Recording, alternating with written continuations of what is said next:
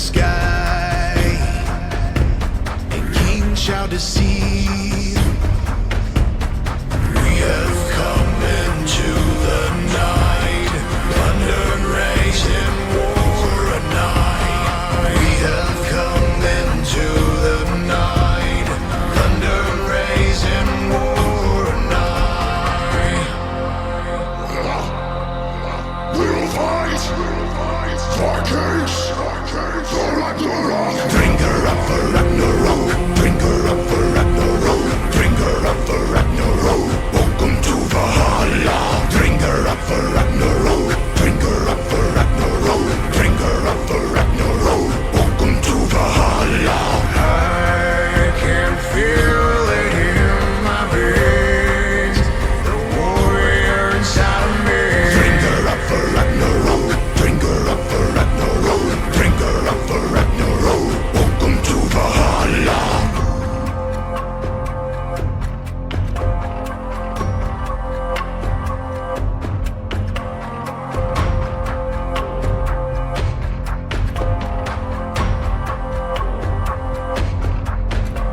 The sound of arms, fierce morality. Nightfall, the rain, and the silence leads. We have come into the night, thunder, rage, and war a night. We have come into the night, thunder, rage, and war a night. We'll fight for kings, for Ragnarok. Shield wall. Drink her up for Ragnarok, drink her up for Ragnarok, drink her up for Ragnarok. Welcome to Valhalla.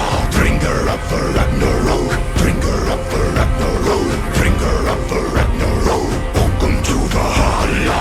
I can feel it in my veins, the warrior inside of me. Drink her up for Ragnarok, drink her up for Ragnarok, drink her up for Ragnarok. Welcome to Valhalla.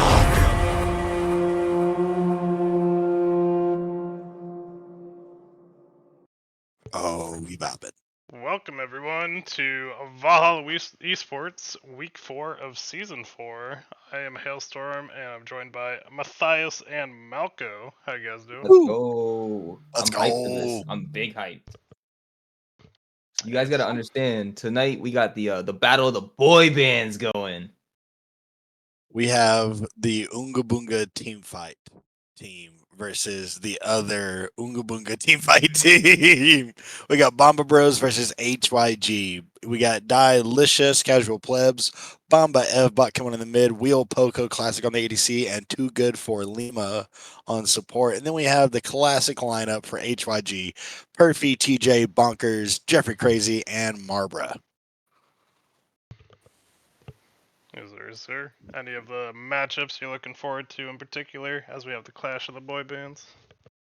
I'm really hyped for the jungle matchups actually, because as Matthias said, these are two very scrappy teams, and that's what is going to be the main hype for this for going up against both of these teams. Both are currently coming into this matchup 2-1, and again, I'm fully expecting like full-on brawls at every objective. Any moment that TJ's trying to take something, Casual Plebs is probably going to be there to fight for it.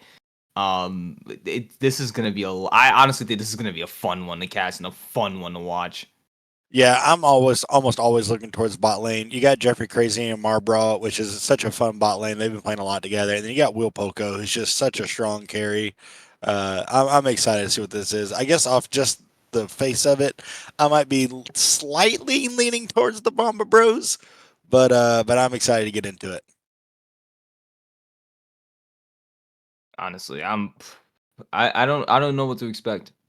We can go right into the draft screen. I'm not sure what to expect here.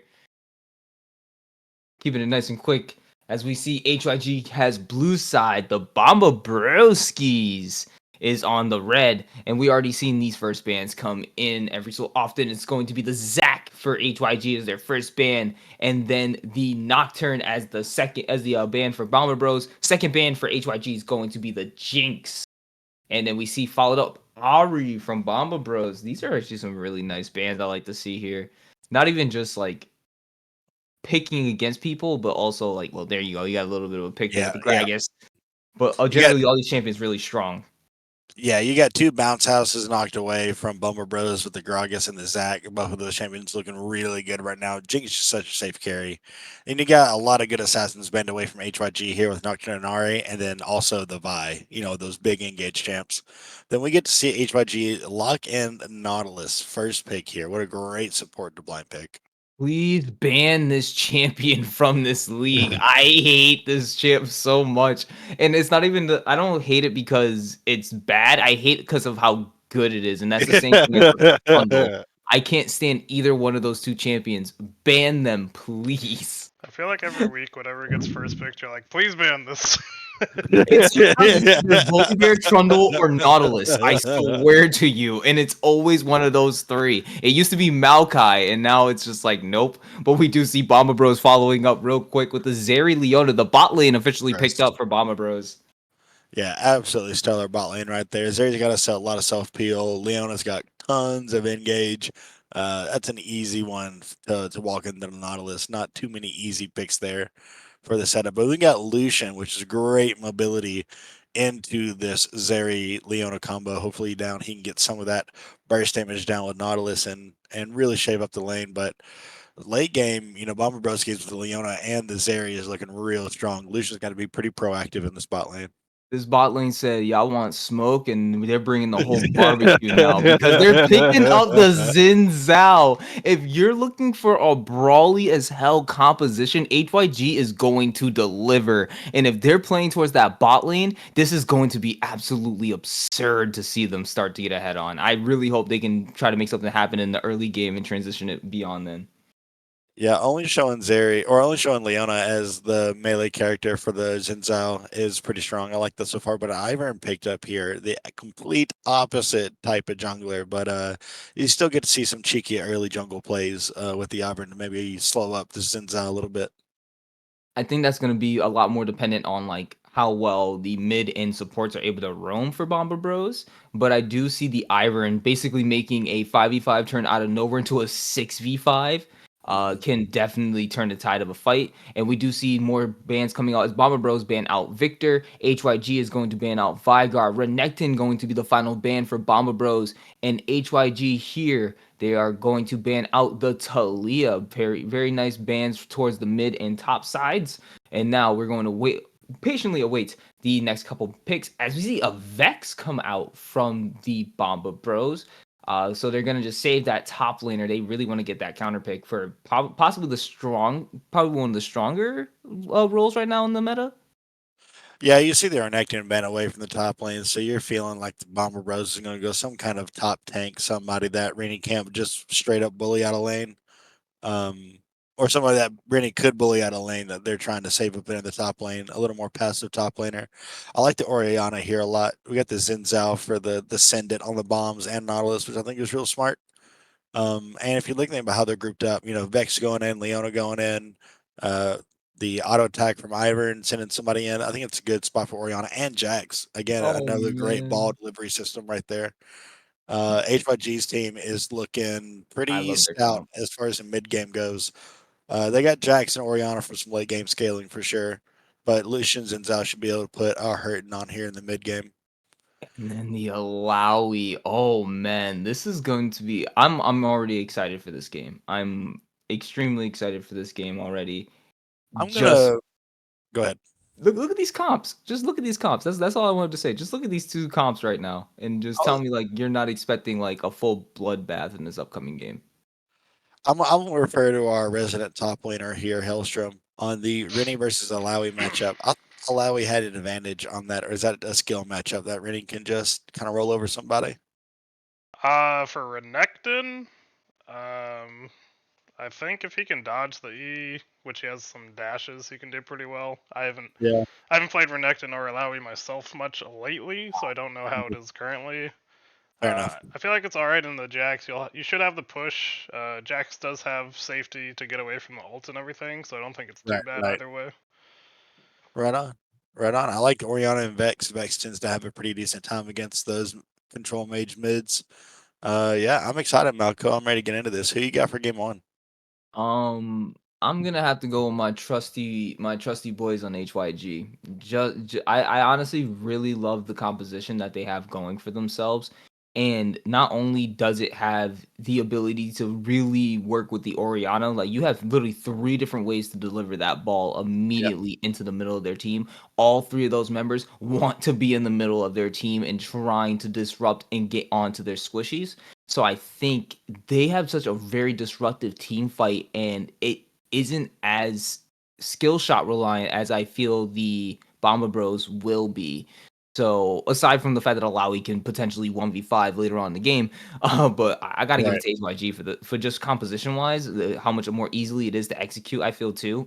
I got to give it to them. Yeah, I'm feeling HYG's comp here a lot. I'll say this: Bomber Bros has a hard time getting to probably the Lucian. You know, they have Leona and Vex, but even with like the little mobility that Lucian has, he can probably get away from that more or less. Maybe not so much the Vex of like if she lands the ult or whatever, but the Lucian has got zero peel.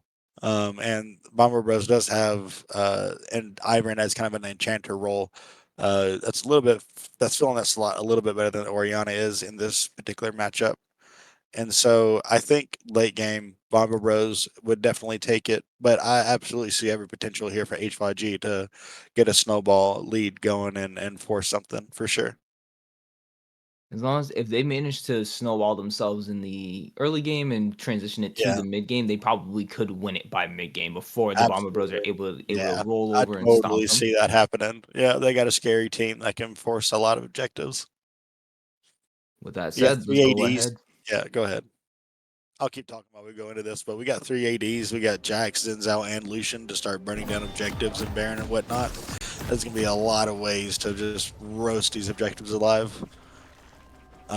Otherwise, on the side of HYG, you got, Zeri, who's pretty much your only DPS when it comes to these objectives.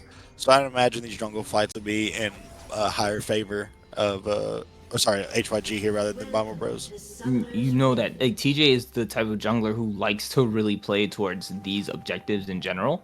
So this is gonna definitely be a big thing for him where he knows he can out combat the Ivern on almost every turn. So unless the team is roaming with the Ivern, TJ catches him out in the middle of the jungle somewhere, Zinzao's probably winning that fight multiple times over early game. So I think I think early to start right now, HYG definitely looking really overfavored. If this Death Brush was able to work, that would have been an immediate kill. But they're not gonna fall for that. It looks like the bros and the Bomba bros are saying like, nah, we're not pushing forward.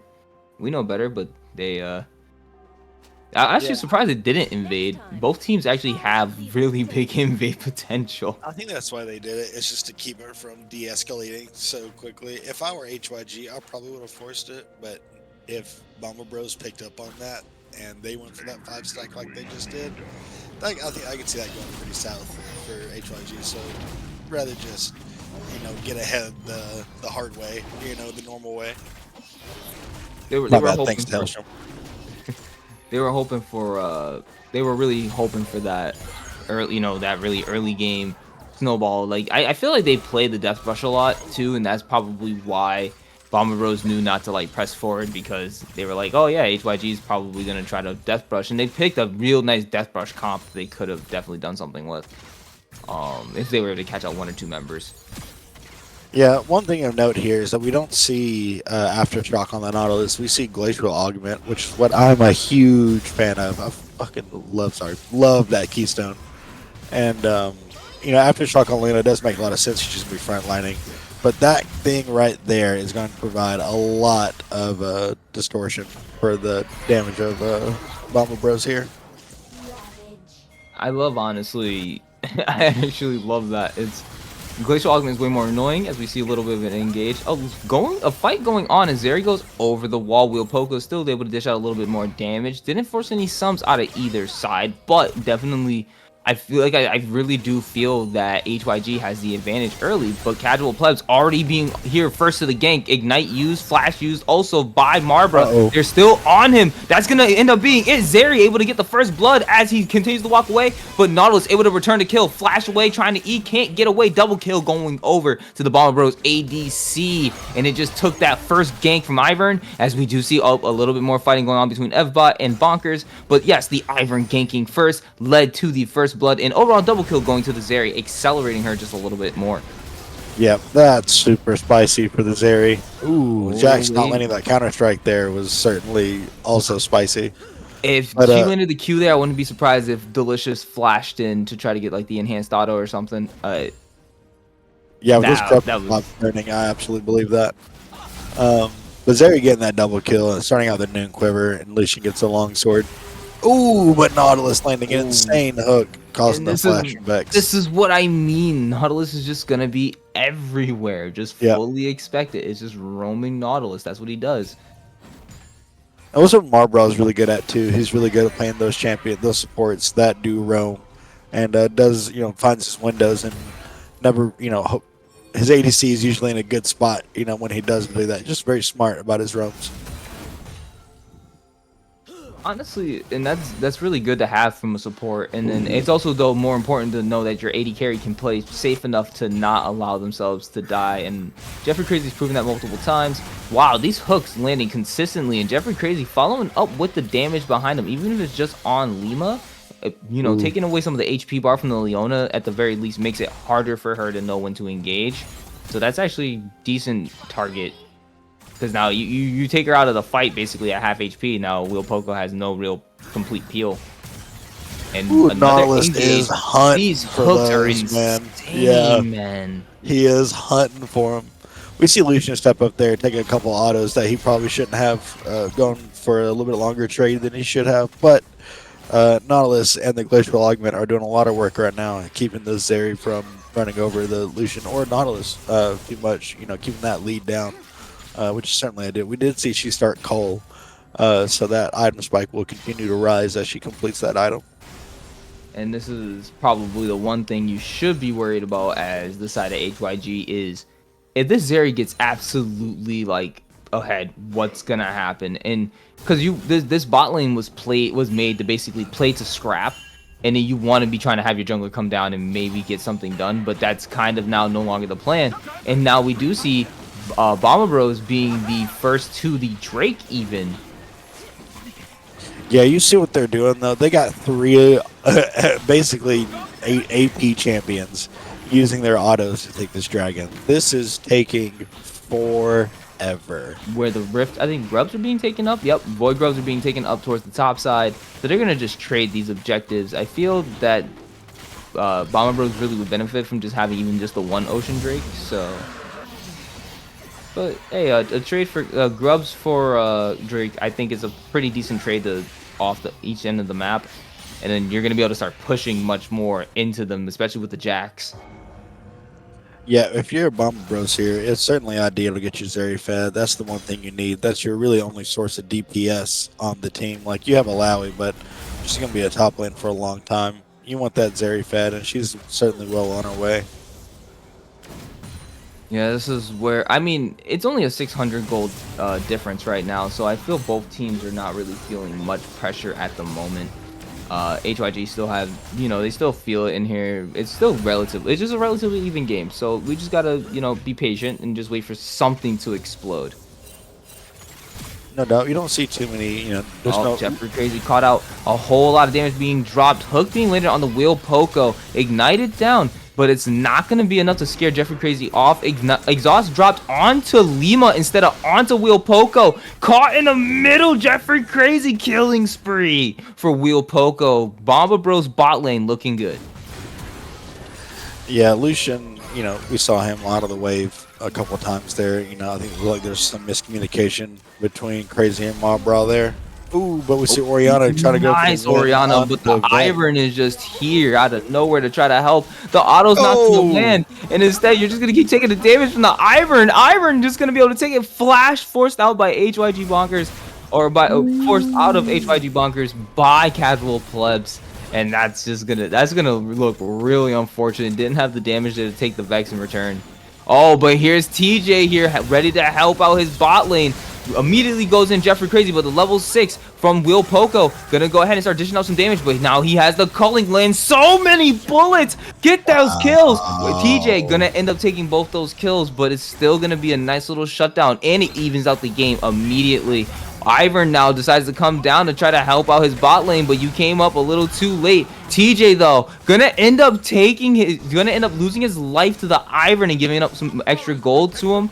And Daisy's still gonna go ahead and try to compete, but Marbra is here and looking like he wants to really try to combat Casual Plebs on this Ivern.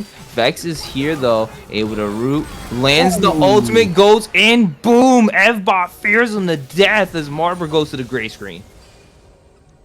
Yeah, man, what a successive events right there. You know, that started out with the Xin Zhao immediately engaging on the Leona, which was so smart, not giving them more time to react. And then we saw the follow-up on Deseri when Lucian hit 6 and hit an absolutely massive culling onto the Zarya right there, dodging in and out of vision. Just so well done, and that allowed Xin Zhao to clean up. But then we saw Ivern come down and pick off the Xin Zhao with the smite and Daisy as he continued the fight and set up the Nautilus for the Vex roam.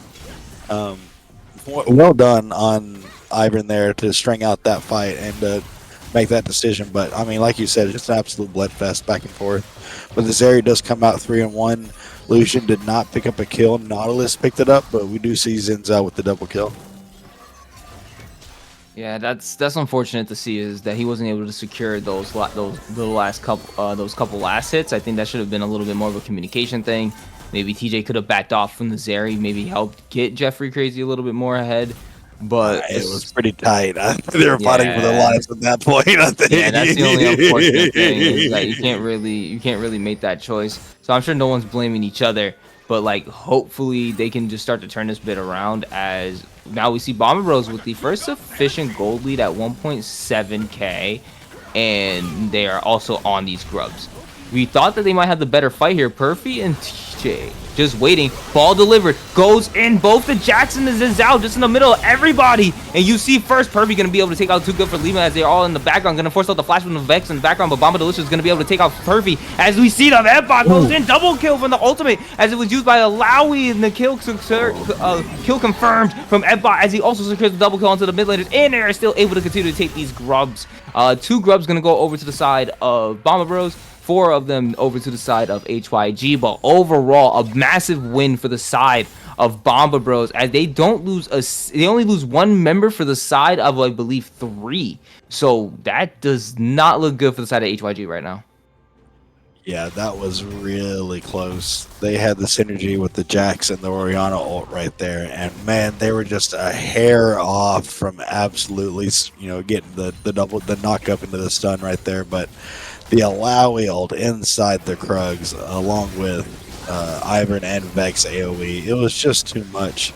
That's a lot of damage from Perfy and Bomb Delicious right now. Wait a second, we got a little bit of a fight here. Shut down. Nicely done, Perfy, to be able to take that solo kill on the Bomba Delicious and still staying relatively even to the Alawi, except other than the CS department, but still looking pretty good.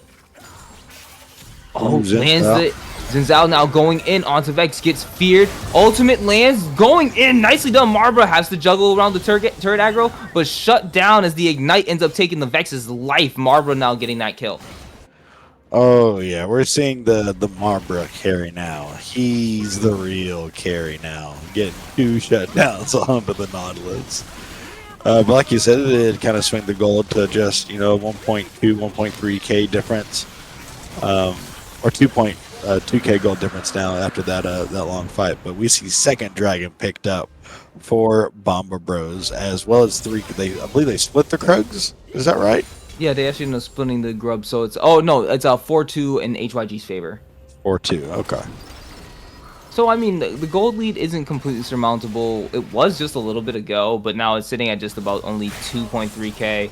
So, it looks like that getting the shutdowns and stuff is starting to bring some people online. I do like the adaptation from Marbro to get the Bramble Vest immediately because of the Zeri and because of, like, if you're going to be fighting against an Alawi and things, try to negate that, that healing as much as possible.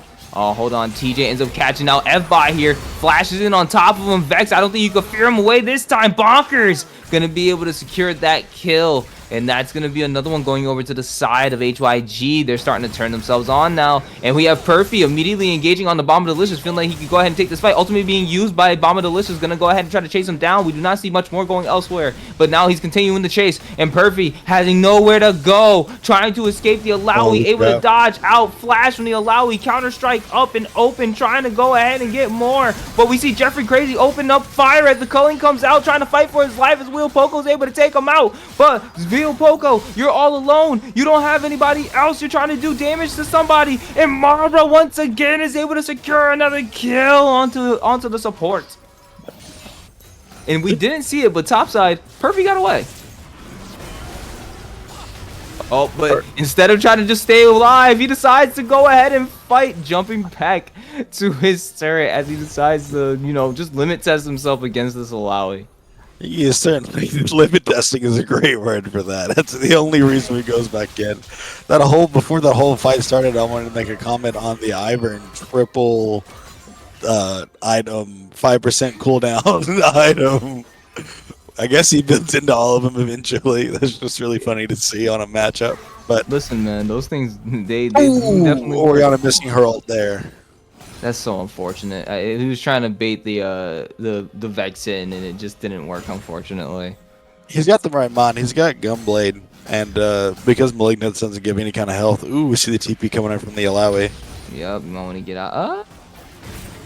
He feels really brave because he does have 3 members of his team here. Zinzao missing it ever so barely. That could have been the kill onto the Alawi. God. Ugh. Oh, man. Right, fix that. That looked like it hit. That one looked like it hit. Listen, listen, some champions have magnetic a magnetic freaking hitbox. Like, you should just get, if that's the case, either give every single champion that or give none of them that. Right. The amount of times we've seen Thresh hooks bend around some minions. Fix the game, please. I didn't know skill shots can prioritize champions. So we see the Titanic here from the Zinzao, pretty easy pickup. We see Herald now collapsed for Zinzao as well. I really love the fact that Marbra loves to keep fighting, and Jeffrey Crazy's right behind his teammate, and it might have ended up working as he flashes in, gets the final auto. This time the kill secured for Jeffrey Crazy, and he's actually able to get away with his life ever so barely, and they're ganking up on the top side. Bomba Delicious now this time caught in a 1v2, but uses the ultimate and barely healed. But Zinzao able to take that kill on the Bomba Delicious, and now he's trying to barely get away, but he might not be able to. Leona able to get the key, the land onto him. Too good for Lima, ends up taking that kill. And does the turret take his life? Yes, it does. Bomba Delicious securing a kill from the gray screen. Didn't even know he was gonna get it. Oh my goodness, just fights happening left and right. We did see Lucian finally pick up a kill there, so his gold is reset. But the Herald on the top lane definitely leveling out or keeping this gold difference definitely within range and picking up on the kills. We only got a 1.5k difference at this point, and it's still certainly anyone's game. Zeri now having 2 consecutive deaths after being ahead is now humbled just a little bit, but still putting out plenty of damage. When she finally got that second item spike with Rune and Zen Static Shiv, she is putting out a ton of damage. This is where Bomba Bros is really going to start fighting. And especially just make sure that there's no potential random Nautilus, Jax, Zinzao flanks. This is actually where Bomba Bros, even though they are ahead, yes, they actually still want to be extremely careful, because the last thing you need is Perfy or TJ just jumping on top of Wheel Poco from behind out of nowhere in the middle of a fight, takes that out, and then the rest of your team is like a wet noodle fight versus a wrecking ball, and you don't know what to do. So they really, and that's the thing. HYG wants to fight here. They're looking to try to fight here. They know they can.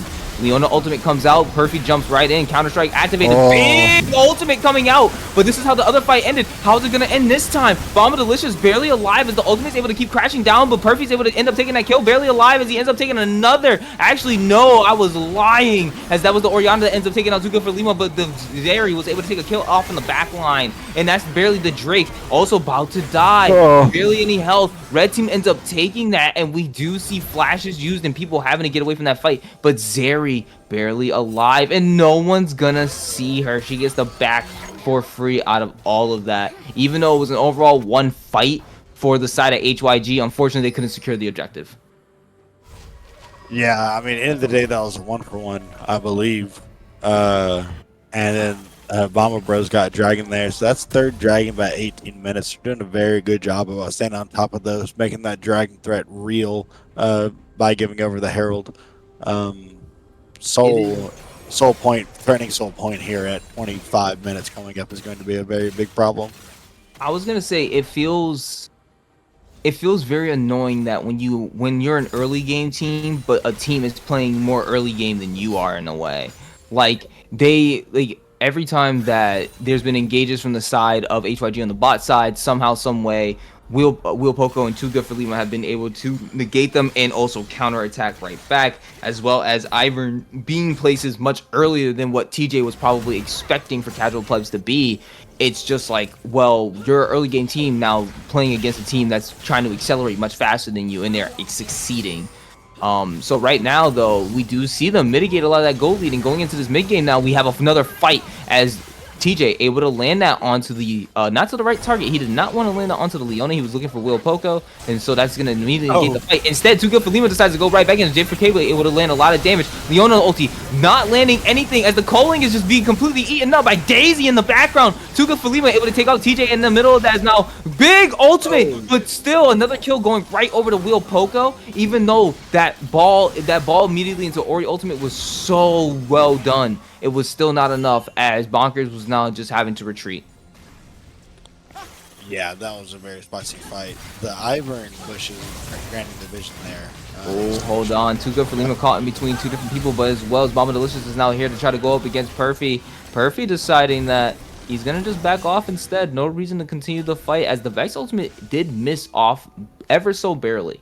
Okay, I was going to say, because I didn't see it keep going. I guess I missed it, but I thought it hit, but he got out of the way just in time. I mean, no, it was just in time. It was a straight up my goodness. Because if she engaged there, I think they would have continued to follow at that point, and that would have just been absolutely devastating for the side of HYG to continue going like that. It actually hit on the allow E.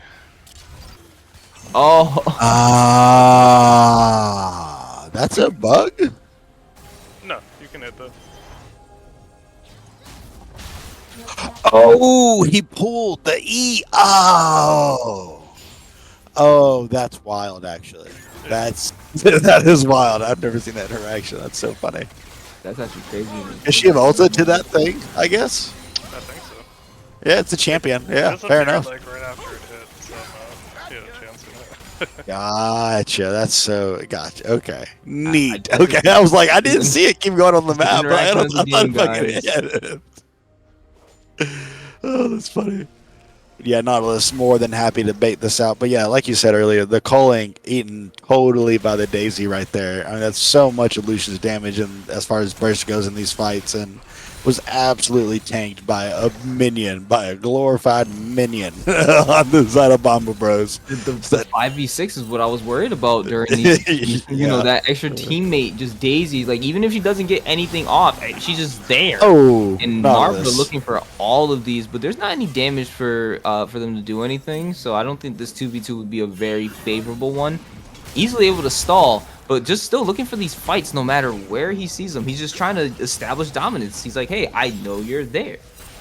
Yeah, I think they got whiffed that the Zeri backed right there is why they were so aggro. But then we see It's Leon on going the on the TJ as he Zinzao. flashes, able to get everyone off of him. This fight just immediately goes, and Wheel Poco now, this time Culling able to do some more damage, but this time eaten up completely by Tsukushima. Goes in, boom, under the turret. His Edbot's able to take out Murabra. Did he end up landing the second one? I don't think he did. Nope, it's on the cooldowns, so he did not. But that was a crazy snipe from out of nowhere from Fbot to be able to take that. And that's going to be that turret taken. And don't be surprised if they start trying to, you know, get ready for Baron around here.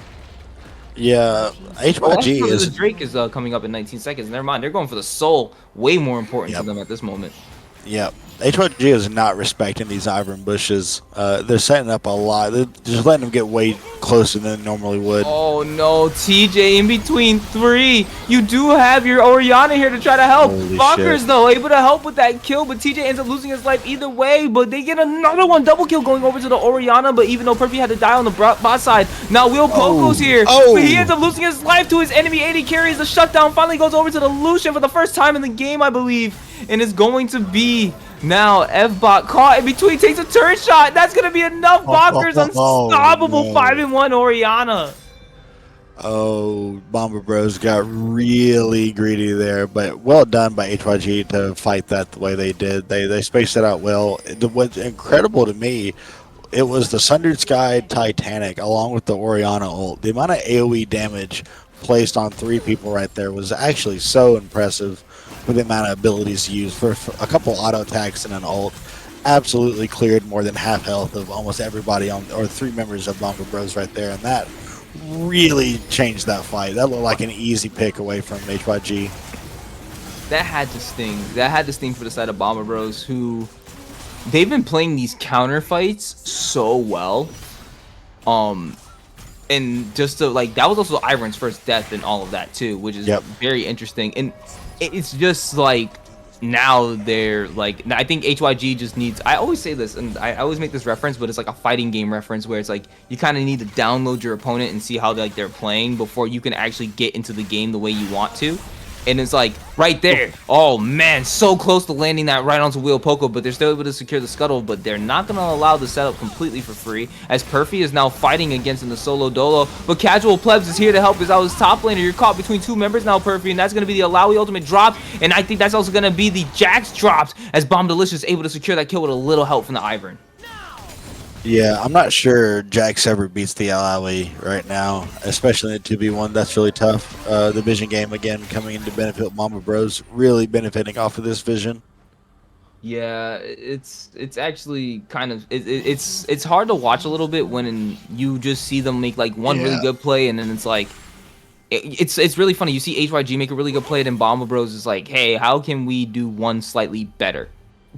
And it ends up being something big. Like now you got the Alawi basically barreling down towards their bot lane. The only person all their members are on the top side. They have to end up sending somebody or giving up another objective, and they don't know what to do. They're basically kind of starting to lose a little bit of control, I feel. Yeah, they're getting about 4K behind, and we can see some of that mitigated a little bit by the Orianna here, sitting at 5-1, not giving any bit of her gold away. But still, plenty of deaths on both sides. We see Alawi having, 10 farm over the Jax, Ivern having 10-15 farm over the Zinzao.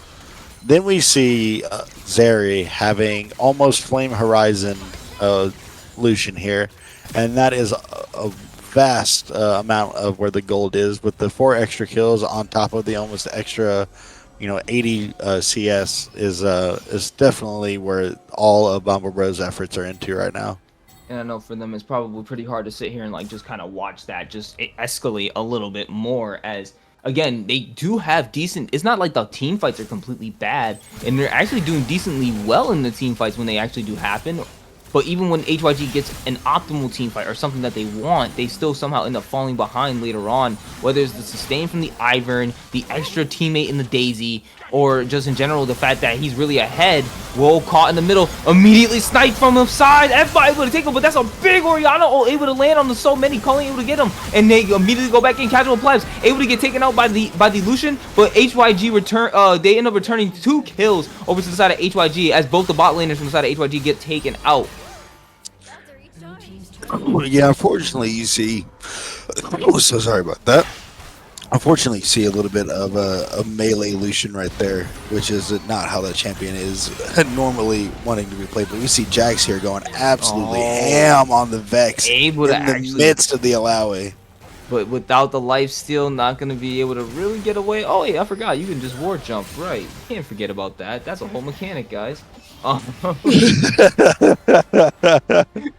There's a whole part. There's a whole part of the champion you can't forget. He can ward hop. Yeah, imagine I'm if he like, had a that's. real weapon, you know? I was like, wait, isn't that just reserved for Lee Sin only?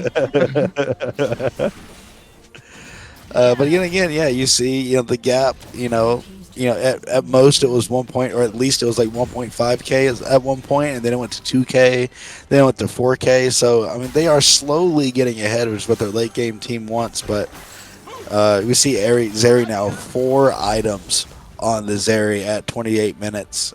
Certainly feeling really good about herself. Now getting the Bloodthirster, being able to survive a lot more of this onslaught. But Oriana is getting these massive ults down. That is chunking Bomber Bros 3 or 4 of their members for half their health. And that is a big playmaker in these fights. Is that Bloodthirster or is that Shield Bow? Or Shield Bow, so sorry, Shield Yeah, Bow. because they gave Shield Bow back its original Lifeline passive, right? Where it gives the shield on before death. Yeah, that was a really good one. ADCs love that. ADCs do need some love, for sure. I mean, right now they were just a really strong role recently, and now they're kind of back to. I think they're a little bit more middling, but like Alawi doing having so much damage. That is just unfortunate to sit there and just watch it. You have to take that all for free while she could just flash in, engage. Doesn't even need that help. You're just trying to get the extra assist goal. That's all you want, casual. As Delicious literally does it. I can't even call a solo dolo on that. That's unfortunate. Yeah, Alawi just I guess late game Alawi just stomps on Jax. Even with the 20 CS and extra couple kills, they're both levels 16, I believe. That's just really, really tough for the Jax in that case. I get that he has to split push and provide pressure and to keep this Alawi at bay, but you got to do it with vision, and you got to respect the Alawi. It's like, I know it seems like this is. I feel like Ivern's one of those deceptive junglers that you think like, oh, he won't be here, but then out of nowhere he's like, haha, I'm a tree. It's just so funny to see watch. The Ori here getting to a tough spot. No, that's unfortunate. Everything landed and it just ends your life, and TJ gonna follow suit immediately. The 2 carries from the side of Bomber Bros able to go ahead and take this, as Perfy now going ahead and fighting Bomber Delicious in the background, but Wheel Poco's here to help out his top laner. You're doing some damage, Perfy, but we see the last charge of the ultimate landing onto the Lucian over in the background, probably gonna end up losing his life, but they're not paying attention to that. Instead, they're paying attention to Perfy as he gets dropped to the gray screen once again. Not able to secure that kill F-bot, but they're gonna secure this inhib instead. Yeah, Soul Drake on top of a really fed Zeri and the pick like that on the Oriana. Yeah. Oh, that's unfortunate. Landing right on top of Lucian, gonna lose his life as Bomba Delicious now goes unstoppable, able to secure that kill from afar. Now they're just gonna keep taking his turret. Marburg now gonna follow suit as the ace comes through. Bomba Bros in clean fashion, able to take this game 1. Absolutely. Great showing from Bomba Bros right there. They're just good in their responses. Their bot lane was stout. I really enjoyed watching their gameplay. I feel like those bans are on point. I feel like, HYG having Ari or Nocturne right there certainly changes a lot of things. I think Bomba Bros having Zach or Gragas right there changes quite a bit. I think both teams are feeling themselves right now. And if I'm HYG right there, I'm not bummed out by the way we played there. You just got to pick your better moments, and with that kind of team comp, you really got to force some objectives, and you just didn't right there. But more power to them, and that was a very exciting game 1. Holy, I'm not gonna lie. I love seeing that. What was the total game time? It was 30 minutes, and we had what's that? 45 kills. Ooh, Oh holy yeah, bloodbath, man. I love it. I love it. kill button every 1.5 kills 45 per minute. seconds. Yeah, That's lit to me, man. That's an insane game to me, and I love to see it as Bomber Bros are going ahead and able to take that game 1. It was definitely looking really clean from Will Poco, especially in the beginning. Was he able to flame? No, he wasn't able to flame Horizon him. Damn close to it, but I feel that the plan that HYG had a really good plan. I could tell that they had a really good plan with their draft, and it's just like, damn, man, they just couldn't make it. They just didn't get what they wanted, and I just think it's gonna just take a little bit more attention to the bot lane, especially with how much Marbra is roaming. I think it would be nice to maybe just return that favor a tiny bit more towards them and try to see if you can help get them ahead, especially with Marbra trying to facilitate the lanes a little bit more.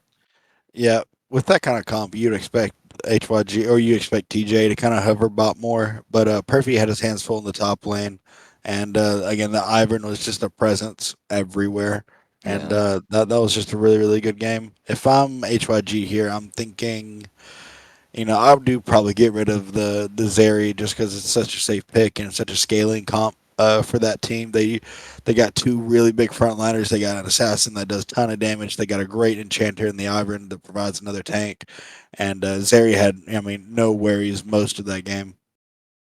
Did they have any bans towards the bot lane in that last game? I'm trying to remember. It was Nocturne, Ari, Renekton, Victor. There was Uh, only one ban. It was the Jinx, I think. Jinx, and that was from HYG. Yeah. Okay. Do you, oh man, I feel like trying to ban people out is a little bit more difficult between the two teams. It's for HYG if they're looking to ban something. I mean, yes, the Zeri's probably a pretty good ban, but Wheel, I believe he's yeah. You said Jinx. I think is what Jinx, Ash, Zeri, Yeah. Kaisa. Yeah. You can't ban all 480 carries. It just No, doesn't work. especially Will Poco being a little bit higher salary. If I remember, he's just a solid player. It's not the champ. The team comps that they're playing and how they're fighting Yeah. these team fights is really a testament to how well they're doing.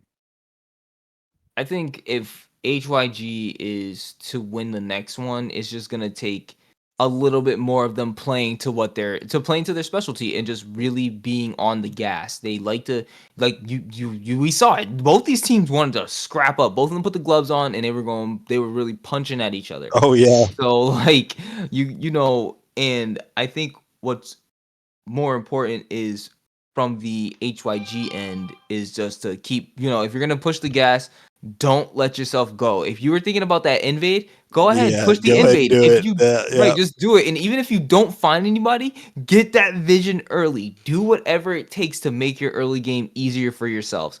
And if you're able to, and that's my only tidbit. But I feel that if that's the case, maybe if you don't have anything else to say, Matthias, are you ready for game two? Let's get into it. Let's go right ahead. Game two draft screen is appearing right now as we see Bomber Bros end up on blue side, HYG on red side this time around. I feel that especially if you're going to be playing towards the top lane, red side's probably more favored. We do see Bomber Bros opting to get the Ari banned out first. Then the Zac is being banned by HYG. Nocturne to immediately follow from the Bomber Bros. And HYG currently looking to ban the Jinx once again, currently just following the same bans as last time. It doesn't seem that they don't feel like they have to change anything. The I Vi this That was time the other one. No, following, it yep. was Vi last time as well. Yeah. So this time we got the Vi ban. So yep, I think we're just following. Nope, they opted to ban the There is Zeri the this Zeri time. ban. Yep. Alrighty, I like it. I like that adaptation. They decided that it was dangerous enough. They felt like something else being banned was not necessary, so they went with the Zeri. And it's going to be the first pick of the game, Alistair for Bomba Bros. I don't know what it is about Bomba Bros with these like bounce house type team comps almost, but I'm such a fan of it. That is my favorite way to play League of Legends, and they are just nailing it on the spot by far. As far as Valhalla goes, one of my favorite teams to watch. As far as team fights go, I really appreciate how they go about it. But Braum, as a response to the Alistair, I'm a big fan of. I think that champion is super dope, and all you gotta do is stand behind Braum and Ash the Freljord synergy in the bot lane. Let's go. That's gonna be actually annoying to deal with if he can land just one concussive blow Oh or get an yeah. auto off Yeah, oh against yeah. the. Oh yeah, no, if they're expecting to play like a Samira or something into this is gonna be really annoying. Now, if I remember right, Alistair does have like a cleanse of sorts. If I believe it's maybe like a CC refresher, something like that. I can't remember, but Tristana On his is ultimate. that's his We'll be ultimate. Thank right you, thank you, back, thank guys. you. Excuse me for 2 moments. You're good. You're good. Tristana here for the Alistair. That's a classic bot lane right there. The Alistair knock up, setting up the Tristana bombs, and the Talia being locked in. We've seen some Talia this Valhalla, and I'm excited for that. That's a neat champion to take into the jungle, into the mid lane. I think Bosch does both well. Yeah, And Champ's pretty scary right now. Has that rapid fire Q. Have to see where it ends up. But the Annie also looking pretty strong right now. Most likely for that mid lane with the Ashbrom already picked. yeah, HYG has a stun on a knock up on the Braum, has the slow and the stun on the Ash, has the AoE stun on the Annie. They are certainly favoring this lockdown type team comp, which again, all for it. And we see the Alawi band away from Bomber Bros, so making them switch two champions, the Zeri and the Alawi from last game, trying to break him off. What kind of tempo they might have. We see the Victor band come out again, And and the the Ivern. and the Ivern band. You're absolutely right. Oh man, three champs banned away from last game, really throwing them off. But then we will see the Jax band away from HYG getting perfy on something different there in the top lane. The Amumu looking for the big wombo right now from HYG. A lot of CC from all Whoa. the characters. Whoa. That is hard CC in every lane so far. Yeah, I do In like HYG's updates and their bans. If chance for problems in the game you lost, get rid of them. I know yeah, Diddy mentioned it on a prior cast, but definitely a good idea if it's an issue. Just change up your bans. Don't get locked in your ways, as the Volley Bears picked up for Bomba. yeah, Malco will have something to say about that, absolutely. And you can only ban five. You know, you can only ban five Yep. champs.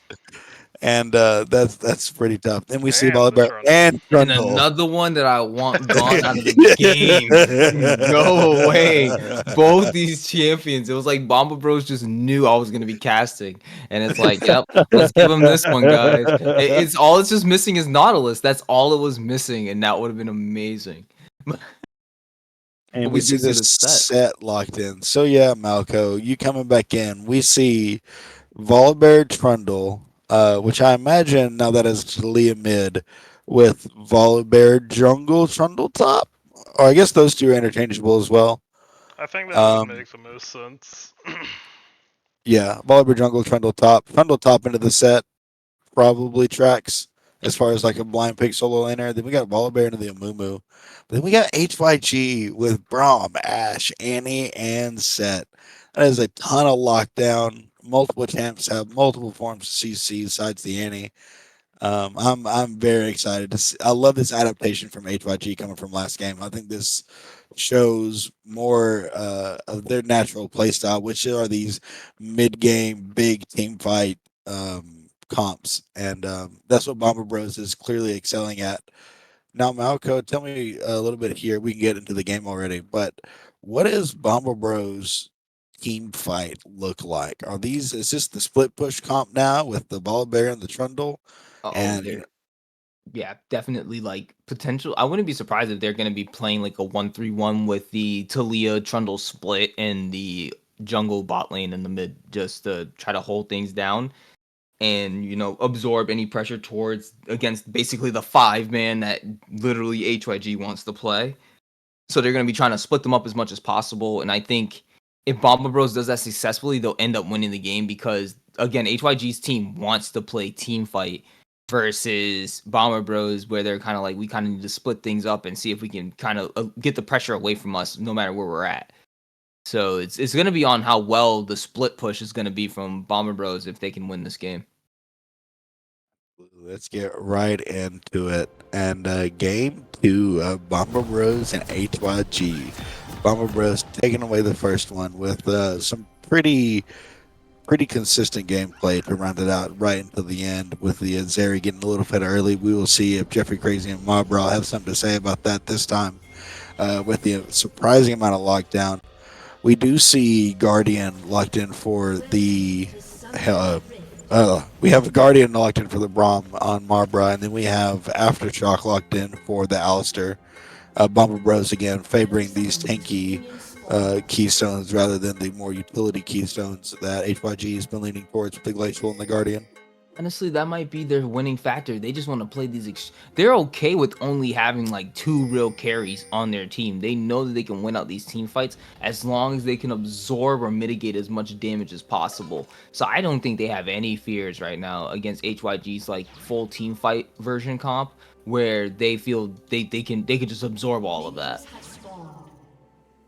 Yeah, you got Tristana with the amount of self-peeled. Again, there's really, you got Alistair and Tristana here. So not only does Tristana have a whole lot of peel, but when you already have Volibear and Trundle engaging, and you do have Alistair kind of in the back or even in the middle, separating, any dive that this set has onto the back line, is really, really going to be hard to kill this Tristana. And Will Poco is set up to kind of dominate these team fights. Another consistency Bomba Bros kind of leans on.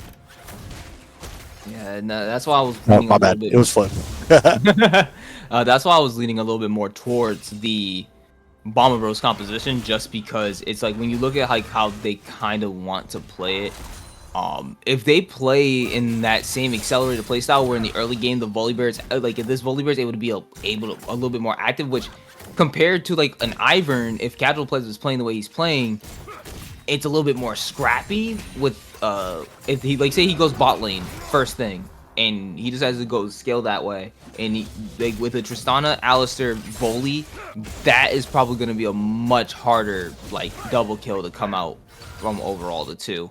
So Yep. This is going to be very, very big on Jeffrey Crazy and Marba to play very well. Yeah, even, jungle against the Ivern is just like a whole different mind game in itself. Even having just like a semi-regular jungler like Volibear, the lane against, or to jungle against, it provides a little more consistency across the board and leaves less curveballs and Ivern popping up places he probably wasn't expected to be.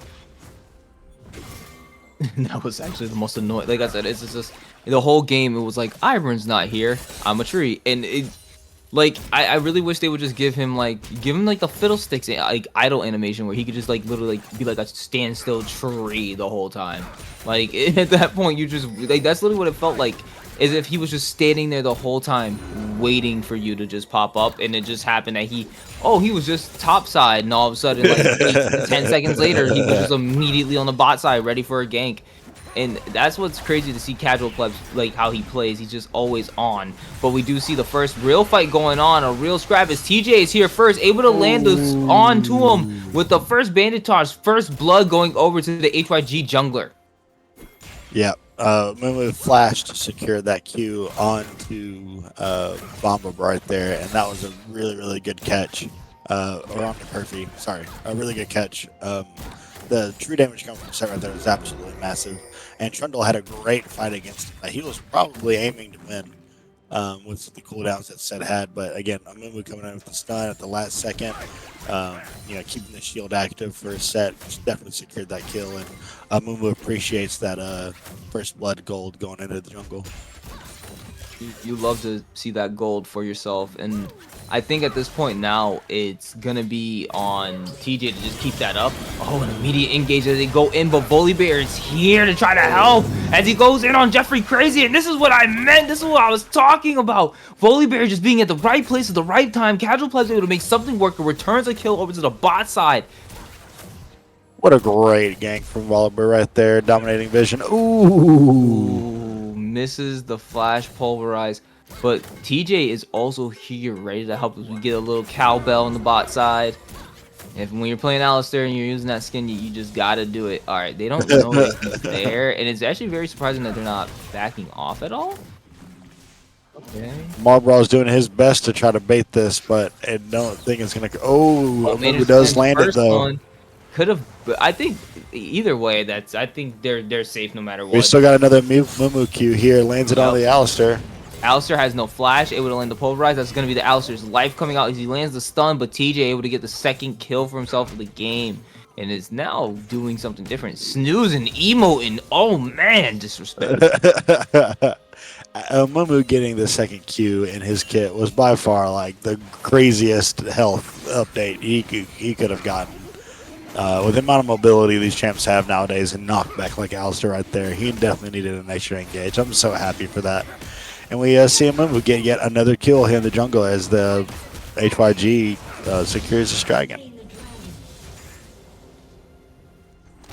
I really like seeing this from the side of HYG though. They're not discouraged from that last game. They're saying, "Nah, we're gonna keep trying here," and it seems that they were able to not only secure the first two, these two kills, but they were able to also get the first Drake of the game, which is going to be an Infernal Drake to help bolster their damage a little bit. That's going to be real good for them. And the second Drake of the game is looking like a Hextech.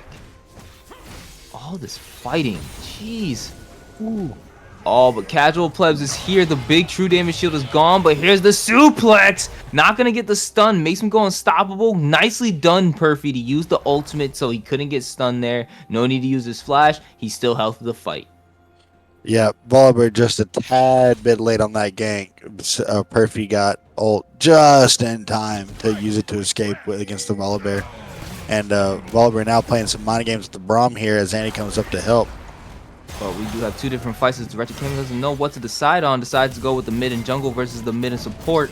But we do see Ashe all alone. Definitely doesn't have flash, only has ghost, and it's just going to be Jeffrey Crazy, unfortunately, secured by Wheel Poco. This Tristana now with a kill to themselves. This is looking like the first game all over again in the bot lane. Yep, that was a great engage by looks like too good for Lima right there, knowing that Braum was roamed away. Ashe not having any disengage. She has that self peel a little bit, but no way to peel off any kind of engage from Hextech Flash, Alistair, and Tristana.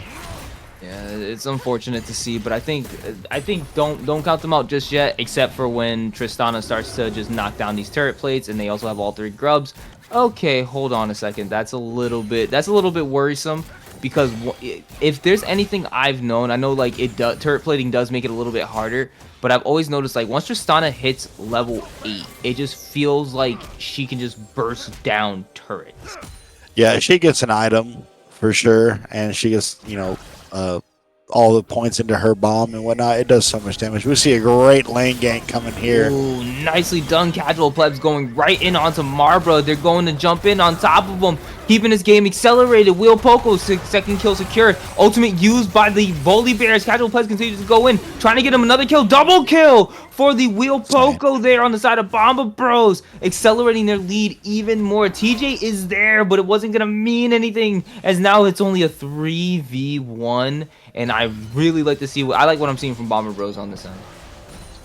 Yeah, Bomber Bros making some really good catches right there. Their team fights, very clean. The communication is spot on. Everybody's on the same page.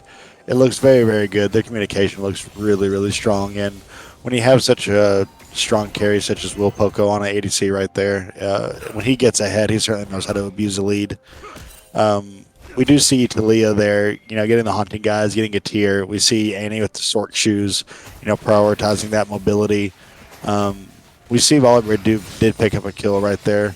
But even still, we see, just 1,000 gold difference here at the 9-minute mark.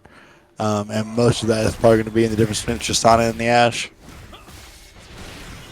And hold on, we got a little bit more fighting going on. Bomb Delicious now trying to go ahead and take him. Ult now used by the Trundle, but it's not going to be enough. Perfy able to take the solo dolo up in the top side. Yeah, Perfy dishing out some solid damage. I see what Bomba really tried, or Delicious really tried to pull off right there. Waiting for the shield to go down, getting the ult up, but he staggered his ult and his W so he can get the max healing off of his ult, which might have been the fault there, but he was trying to save it from the set W.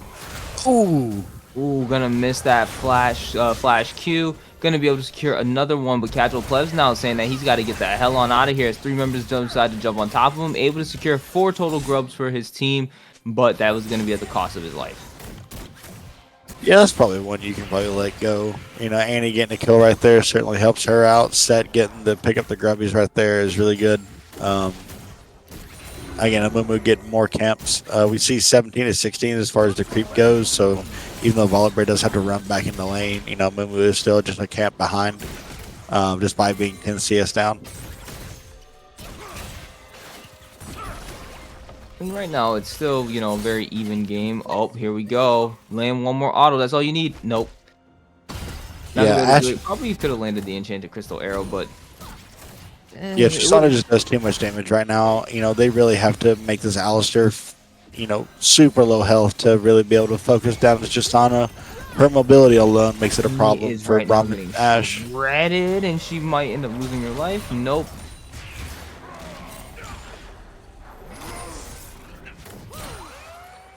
Everywhere else is just fights everywhere. Flash behind him, able to knock him up. Marba now having to flash away. Tristana uses the W, trying to get closer. Baram ultimate comes out, but it's not going to mean enough as the ultimate comes out. Tristana able to secure that kill. Wheel Poco going on a rampage as more kills are coming out. TJ caught in the middle as he was able to take out Jeffrey Crazy, getting his kill of the game, taking out the Volibear on the enemy side, even though now still much ahead is this Tristana. 1-for-1 on those two for those two teams. Wait a second, hold on, Perfy. I thought you might have been able to get away, but not able to. And Lima, interesting for you to go in like that. And you know what? We won't call it. Now the game is basically dead even again. Yeah, a lot of fighting both sides for sure. Perfy just out of range of Flash to be able to get over the wall. You saw him hunting for it, but good on Trundle to be able to pick him out right there. Interesting indeed, Hellstrom. We do see a completed item from the set here with the Stride Breaker in the top lane, having a good 30 CS, but then we see Set get a great TP onto the Trundle here, trying to make him... Feel that pressure right now. He's got to get away. No He's hoping he can mana. execute. Looks Yeah, like he's he gonna will get be it. able to execute that out of the way. Yeah. Congratulations, you were able to execute, not giving any gold over to your enemy laner. I'd say that's definitely worth it, but right now, this is the one time I'm finally can say, like, okay, Trundle's not looking OP. But the last time I saw a Trundle behind, it went 1-3, all of a sudden it backdoored and won a game. So... Yeah, you can't ever sleep on them. You got to about 25-minute mark, and then you got to pay attention to these split pushes. They get really detrimental, especially in these long, drawn-out fights. When you have two team comps that, have a bunch of CC that don't have a whole lot of DPS on either side that need more time to lay out the DPS, such as HYG's here. These fights can get really drawn out, and that Trundle can do a lot of damage in the 4v5. I do really like the fact though that HYG is starting to like kind of find themselves like a little like team fight, but we do see Perfy absolutely taking over the top lane here. So I think that's where we see the majority of the league coming out from HYG. But what I don't think this really shows though is the fact that the enemy bot lane is significantly more ahead than each other. So that is something to also watch out for, because if this Tristana starts to rip through your team, that's not going to be fun for you. But Bonkers ends up being able to take out the Volibear off on the top side there, as right now Marba ends up starting to take more of his life out. But they're going to be able to catch out Lima. They're starting to fall apart a little bit. Bomba Bros, as HYG able to secure 2 kills for themselves. Evbot is now here. Gets the land the stun onto him. But Amumu going to end up losing his life in a shutdown going over to the Talia. But that's going to be the second Drake of the game going right over to HYG. Yeah, that was a lot to sacrifice for the dragon right there, but they definitely secured it. And Evbot certainly not making it easy for him, but Annie having the malignance and then being 4-0 is certainly feeling really good with her ult. Ooh, and yet there's another flurry of spells. 5-0 on the Annie from Bonkers here, an absolute stellar showing from him. Yeah, we got the 5-0 mid laner versus the 4-0 ADC. Who's gonna win it first? Still, we can't discount the fact that the Talia does have an item now. Finally has the Leandries under their belt. So the Annie's gonna be a really big factor, but if anything, that's the team fight. That's what they're gonna want, and they need to try to find that, not that. Lima though caught out at the moment. Tristana with you. Yeah, these jungle fights are now much more not one-sided, especially with the gold difference spread how it is. With Annie Dove having a lot of this burst potential, and Amumu having a lot of ranged engage, Set having that ranged engage. Nicely Bubble done. Bros is really going to have to be specific on how they approach these fights, because that Wombo is lining up for him. We got to wait for Trundle and Volibear to get a lot tankier to be able to withstand this CC onslaught from HYG. At this point, they just need to let their, they gotta just let their tanks get as much gold as possible. Try to at least help them secure more of these objectives. The team just, oh man, Trundle, far away stun. That's gonna be your life. Delicious, getting absolutely eaten up in that mid lane. And now this is looking like the Red Pill are gonna drop here, and they're gonna try to take this tower. Yeah, he has. He didn't have Sork shoes, or sorry, he didn't have tenacity boots, which is something I would definitely lean towards this game. And it's one of those death recaps where the CC is just as long as the fight time, and there's not a whole lot you can do about that. You just gotta watch your health bar go away and just hope that the rest of your team is able to do something. As the bomb ultimate comes out, they're trying to fight here, but Set is right in the middle of them. Perfy looking damn good as he's able to go ahead and secure that kill on Tuka for Limo. Casual Pleb's able to land up in the middle. Perfy gonna go ahead and get taken down as TJ is also taken down low. Bomb Delicious trying to get in the middle of them with the flurry of arrows coming out from Jeffrey Crazy. Bomb Delicious able to barely secure that kill onto TJ, but now we have more arrows coming out. And then we see the rocks as Talia F-Bot able to go ahead and take that kill down onto Marbra and is now chasing down further as he's looking for more. He's able to get the rocks land onto Annie, but it's not going to be enough as the shutdown comes out. More shutdowns being dropped as it goes where another kill is Delicious is able to take out the Ash. Gets this, manages to land the pillar, trying to slow him down. Go ahead, one more hit. Big 800 gold shutdown going right over the Bomba Delicious. And this is what I mean by we need to watch out for Trundle, and those were shutdowns, not just regular kills. So this is possibly going to end up getting scary, and immediately Bomba Bros end up swinging the lead right back over to their favor. Yeah. I just said that Bomba Bros needs to be picky on how Tristana.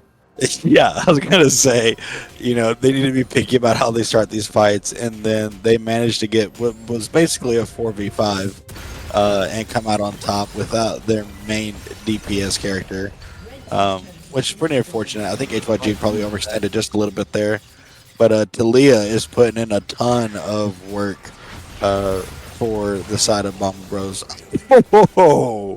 I was not expecting the solo kill right there, but I want to just point out something Diddy said about Talia, like that helped them win game 2 against DA last week. Was he said that it's Talia's really good because she has like more of the ability to like continuously cycle spells. I think was something that he said in his in the game interview. So like that's the only reason why like it was easy to fight there along with the tower. That was just insane. I was not expecting that to actually end up working, and he ended up landing the big true damage in the middle, right on the Talia too, literally nuking half her health bar. Yeah, that's a very good point.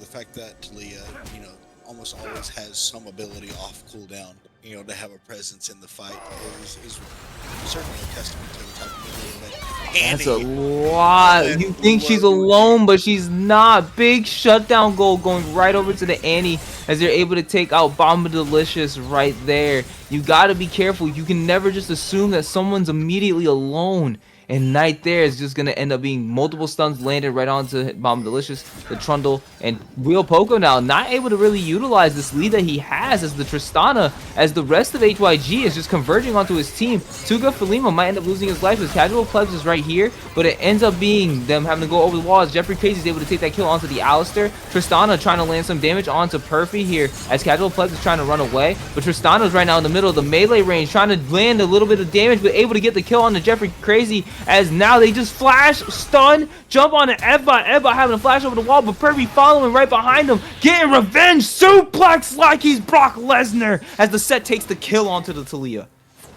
That was a lot of fun and a lot of effort from HYG right there to pull that back, to pull that fight back from where that started.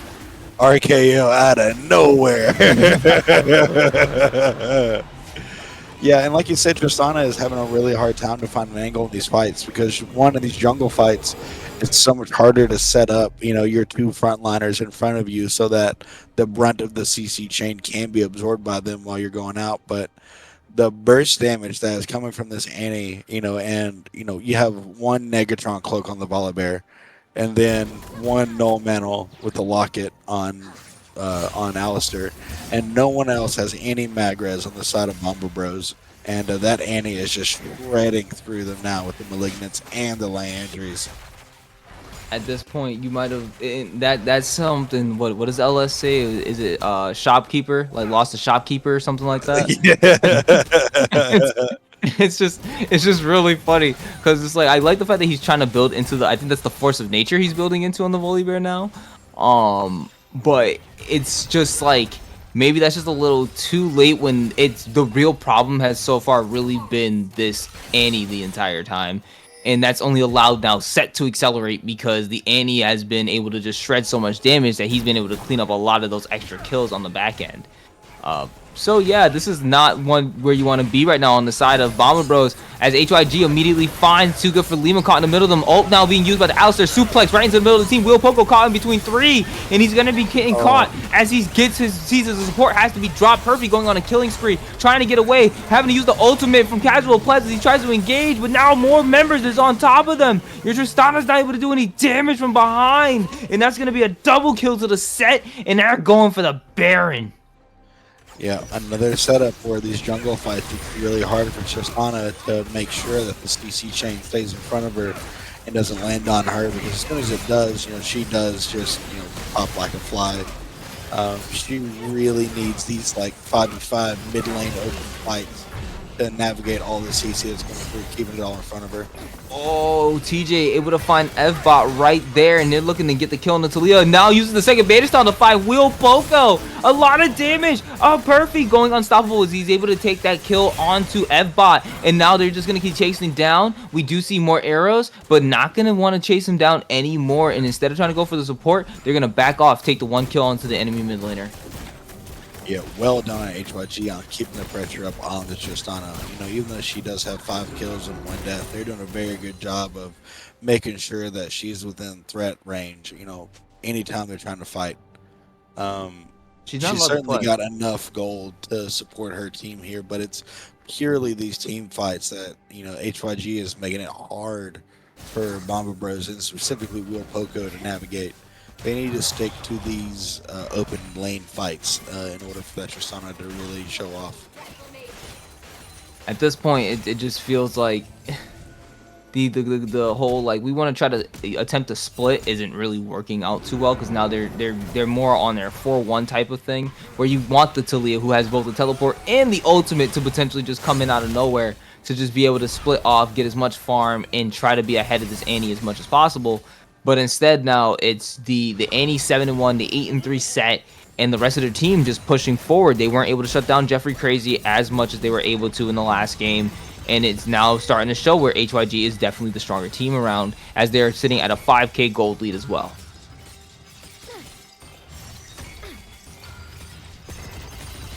Yeah, HYG is ahead certainly at the moment. With the Annie just being so far ahead. Even they still have, each a piece, 2.5 items. Oh man, yeah. just the flash engage jumps in on him. Tibbers able to take that kill, but the shutdown ends up on Casual Pleasant's Bomba Delicious ends up losing his life to the enemy jungler. Jumps right back in on top of him, wants to get the Ash, but not able to drop the shield in time. More damage comes out as more members start to drop. Ebbot able to secure that kill onto TJ, but is it gonna matter as Perfy now comes to get the ace for his team, and they still have the Baron buff. They might be able to continue to push. Is HYG going to be able to do it? Are they going to be able to end? Can they end here? I think it's what I just said. I think they might be able to end here. Tristana's up in 5 seconds, so no, they'll probably win Hibs. I mean, they probably could kill Tristana though. No, never mind. Delicious is up in 1. Yeah, it would be a little bit hard to fight that, but that was looking like a potential game ender. Oh man, and they're just 1 off the soul. So yeah, securing the Ocean Soul here would be huge for the side of HYG. Yeah, and we saw, Dragon domination, both of these games. We got 3rd drag coming up at 25 minutes, which is right on par for your 6, 12, 18, and 25-minute dragons. That is very, very tight, which means both teams are gunning for these dragons as soon as they come up. It's a priority for both of them. Yep. And but Bomba Bros here now trying to get the engagement on this, but Alistair trying to lead. Not quite as tanky as he could be. Now gunning down with this That's a lot of shredded damage. Ends up eating the arrow, but they end up getting the objective bounty for the side of Bomba Bros. So no free Drake for no Ocean Soul yet. But it's still gonna end up having to lose the life of a couple members on the side of Bomba Bros. for that. And right now the team's not looking so well as the Flash having to go away. I don't think he needed it, but now we just see the turret and the base being taken by the Annie now, and the rest of HYG just barreling into their base. This is probably, yeah, this is looking like the game right here. Yeah, Bomber's done a good job of making sure they camp back, and as HYG gets to collect the Nexus of Bomber for the revenge of Game 2. Looking like we got a 3-game series on our hands, boys. That was even shorter than the last one. That was a 25-minute game with 45 kills or 46 kills. Holy. Yeah, that's cranking it up to closer to 30 seconds a kill between these two teams. So 11-2 in the Annie, 9-3 on the Perfect. Yeah, HYG showing a much better performance here. They laid off the gas, but they got to focus on these team fights, and that's what ultimately won these in-game fights. Was a lot of jungle skirmishes with a ton of CC and a lot of pressure on Wheel Poco. That was really what it was, is that it even though the Tristana was up 4-0, it just, unfortunately, it didn't really translate to anything, as both the teams were, as HYG was able to just transition themselves immediately into the mid game. We thought that we were getting the same type of repeat of game 1 with how HYG was able to secure the first blood up in the top side, or not necessarily secure it, but like what I mean is like they return kills on each other. And then it was like, okay, maybe Bomb Bros is going to be able to accelerate this. We do see the kills going over to Will Poco. Yeah. We see that Jeffrey Crazy isn't getting really the kills that he needs to. And then all of a sudden, complete flip, especially with Perfy and the Annie. With Bonkers absolutely showing up this game. Yeah, big fan of the changes HYG made. And again, if I'm Bomba Bros here, I'm not upset with how we fight. I don't think it's a team diff at all. I think they're on the right path. I think, some of these team fights and those picks, you got to stay out of the jungle for those fights, and you really got to stick to the rivers and the lanes like you're used to, lol. Yeah, and I think at this point, it's not necessarily... I think they just got to just do a comp that feels like it's going to work better for them, especially in that team fight situation. I think that's what they need to just really make sure that they're ready to fight against. If you're going to be dealing with a lot of like scrappy CC, like just be ready to combat that at all times. Yep, they're chasing waterfalls. They got to stick to the rivers and the lanes that they're used to. You guys are down for a quick 2-minute break. We can toss up the silver scrapes for game number 3. Absolutely, let them have it. They earned it. Absolutely, they earned it. All right, we'll be right back. If you need anything, you got about 2 minutes, and we'll jump towards this game number 3 to close out this series. Let's go. Let's go.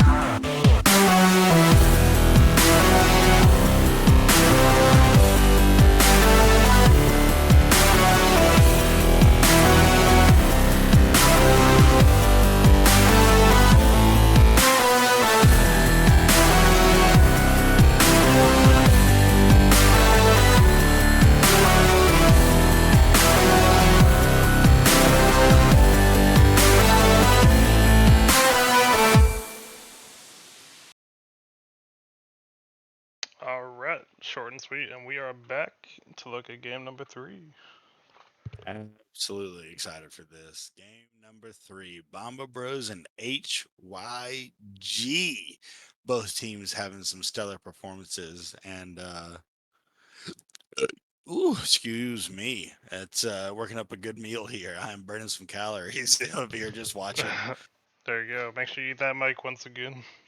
We gotta eat it. And yeah, absolutely. We're looking at Bomba Fbot, Bomba Delicious as the bros of the Bomba, and we have four members of HYG rocking the name.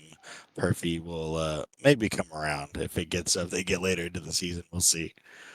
But Will Poco certainly is still a spotlight for Bomba Bros here, and HYG has heat coming from separate places. We saw Jeffrey Crazy the first game. We saw Bonkers the second game, and I'm excited to see who we're going to see third game.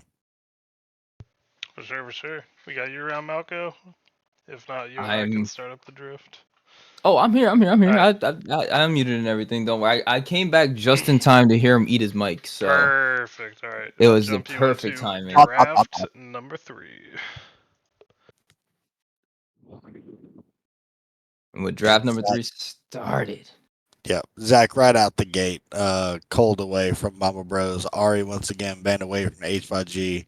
Those bans not changing much. We did see 3 champs banned away against the second game. So we'll see how that changes into this third. We still see the Jinx banned away from Wheel Poco on Bomba Bros.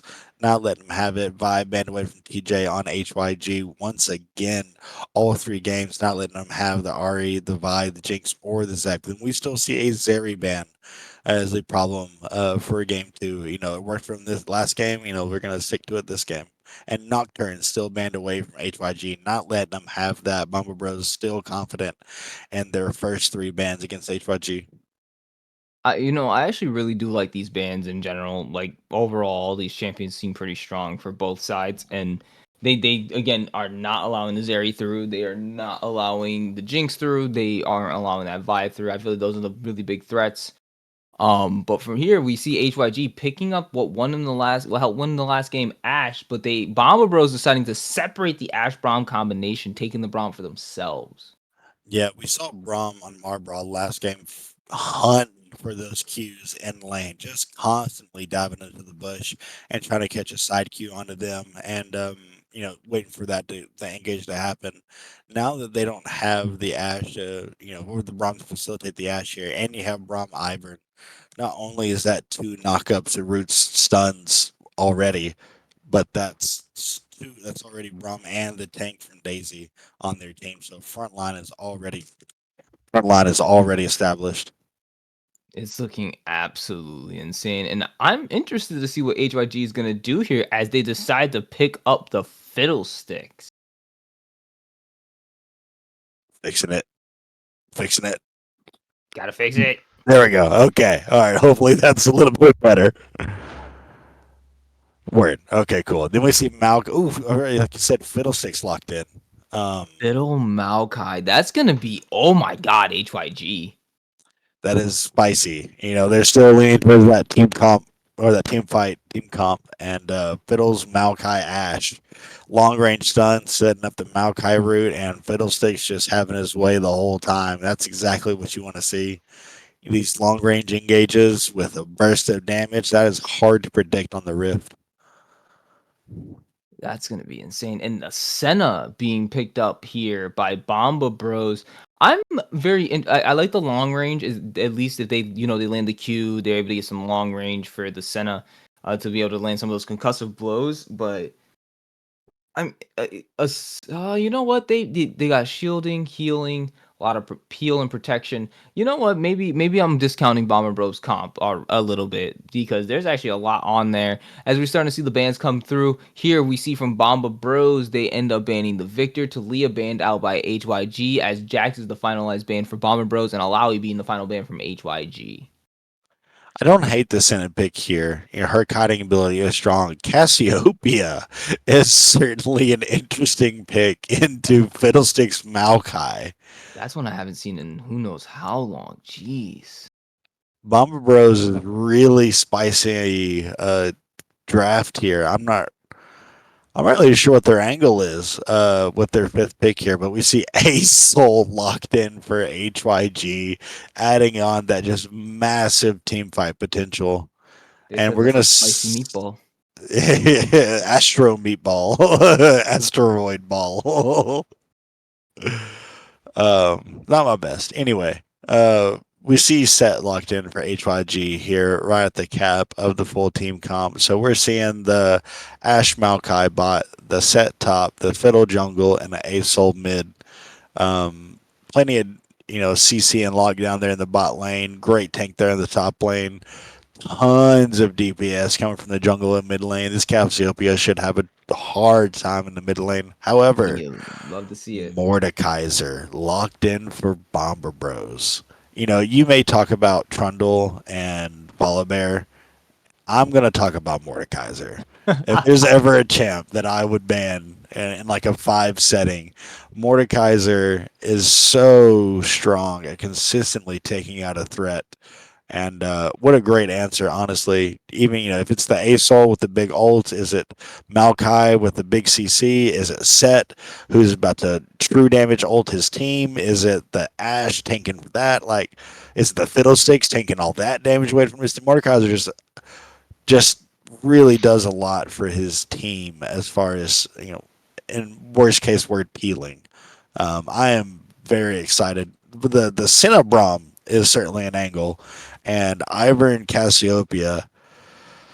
I am curious how they're going to go about these team fights. If they're going to team fight at all, I have no idea how this fight's going to go. But HYG is certainly having a much easier to execute team fight here.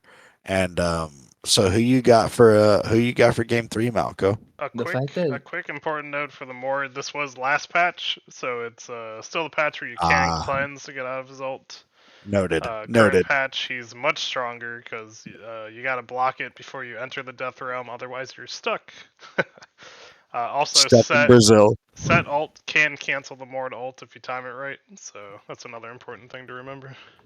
Correct. Absolutely. A lot of nuances there. If anybody who gets out of the range in that 0.75 second, 3/4 of a second window, Mord has to connect to the ult.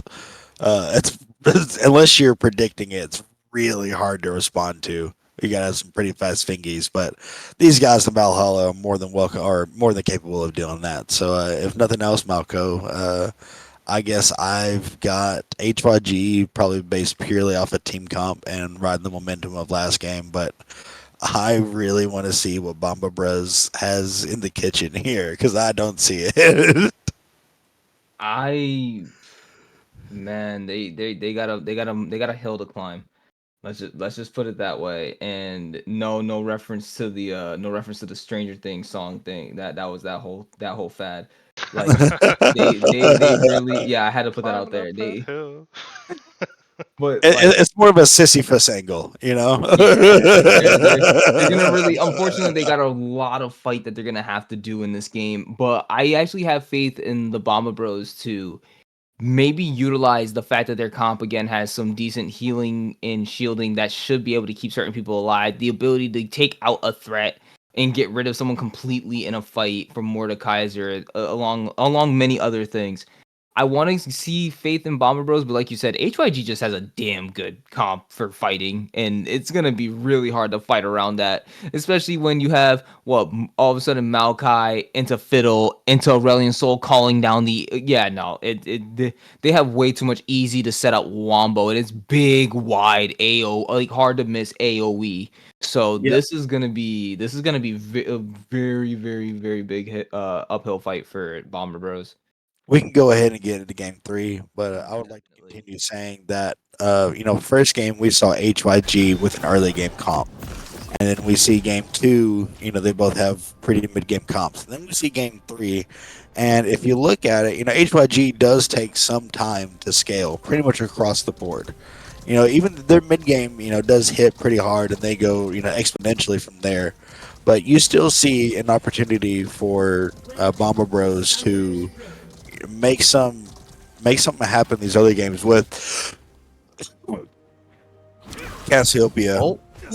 Forces the flash from Jeffrey Crazy immediately. Did not want to get hit by the concussive blow. Yep, I see Cassiopeia, early game having a pretty fair time against the Asol. I think she could do pretty well into that matchup. And then, obviously the Ivern reintroduced in this game makes these jungle patterns really Marbra, there's members there. Oh no. And he's looking to catch him. Is he going to launch it out? Yeah, but Glacial Augment Ivern. Is it Airy? Haven't we seen Airy most of this game? I thought it was Airy the last time they played it, but this time, no. They're going for the Glacial Augment. That's going to be very interesting. Make it much harder for them to be able to get away from you, too. All right, we see the first skirmish here in the top lane. Oh, wow. Starting off at level 1 immediately. No W for Set, so he doesn't have the ability to shield himself and protect, but they're just going to back off from each other.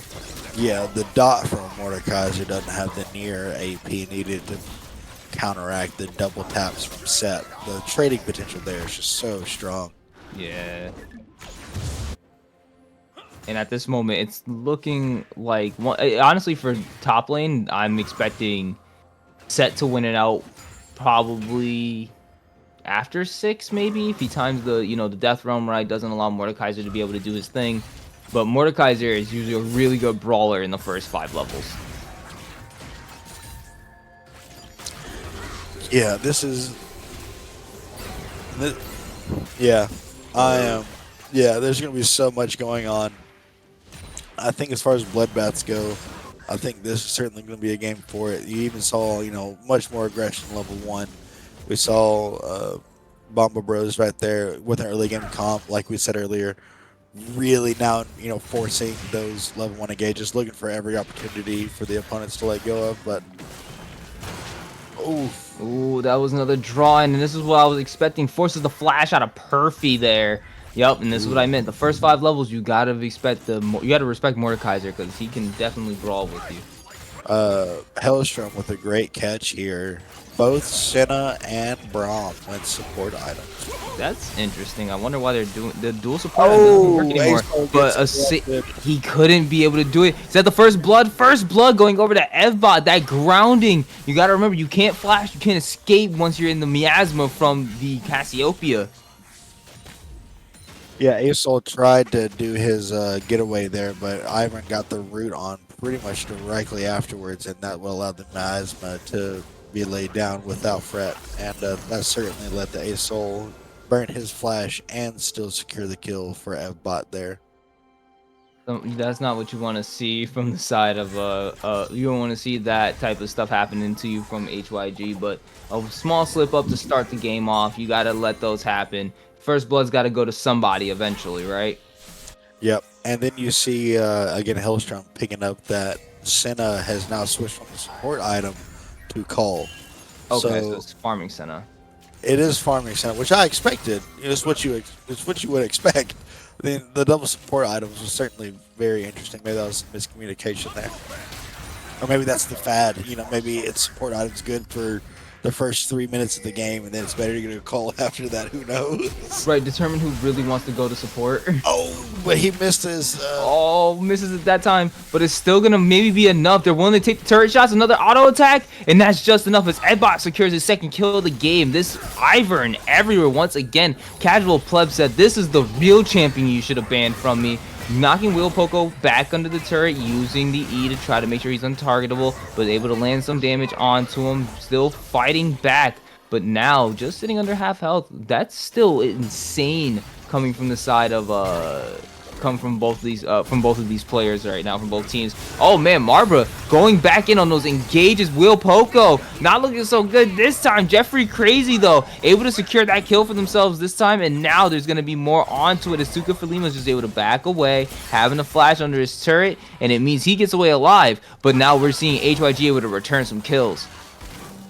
Oh wait, hold on. Casual Plebs on top of Fiddlesticks.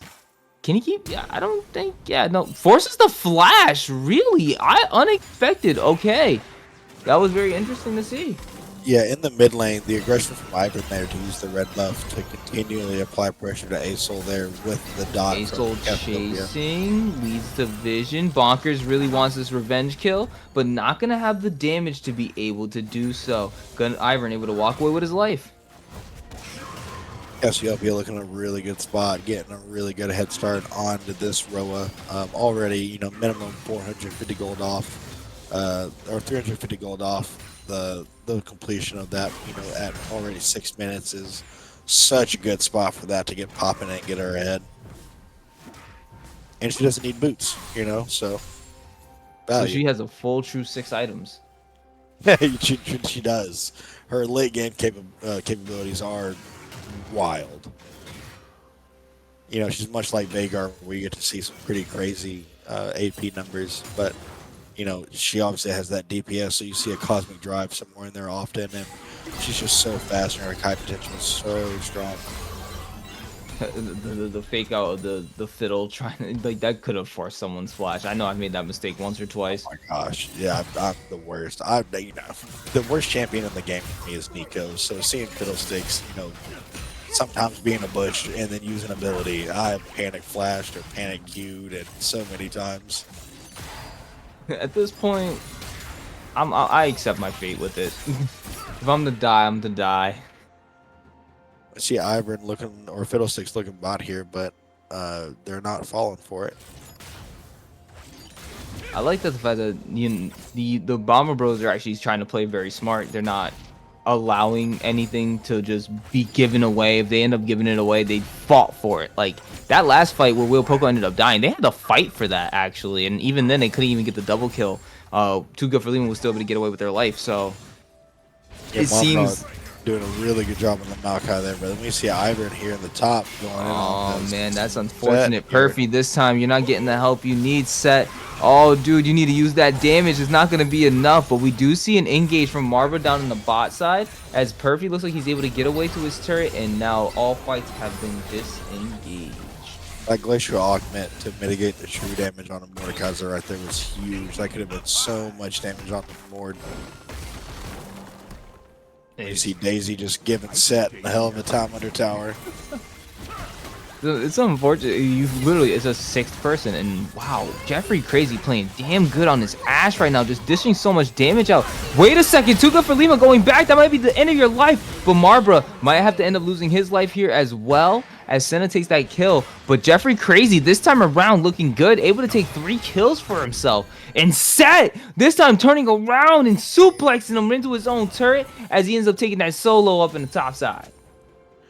Yeah, the suplex into your own turret without the median wave is a message.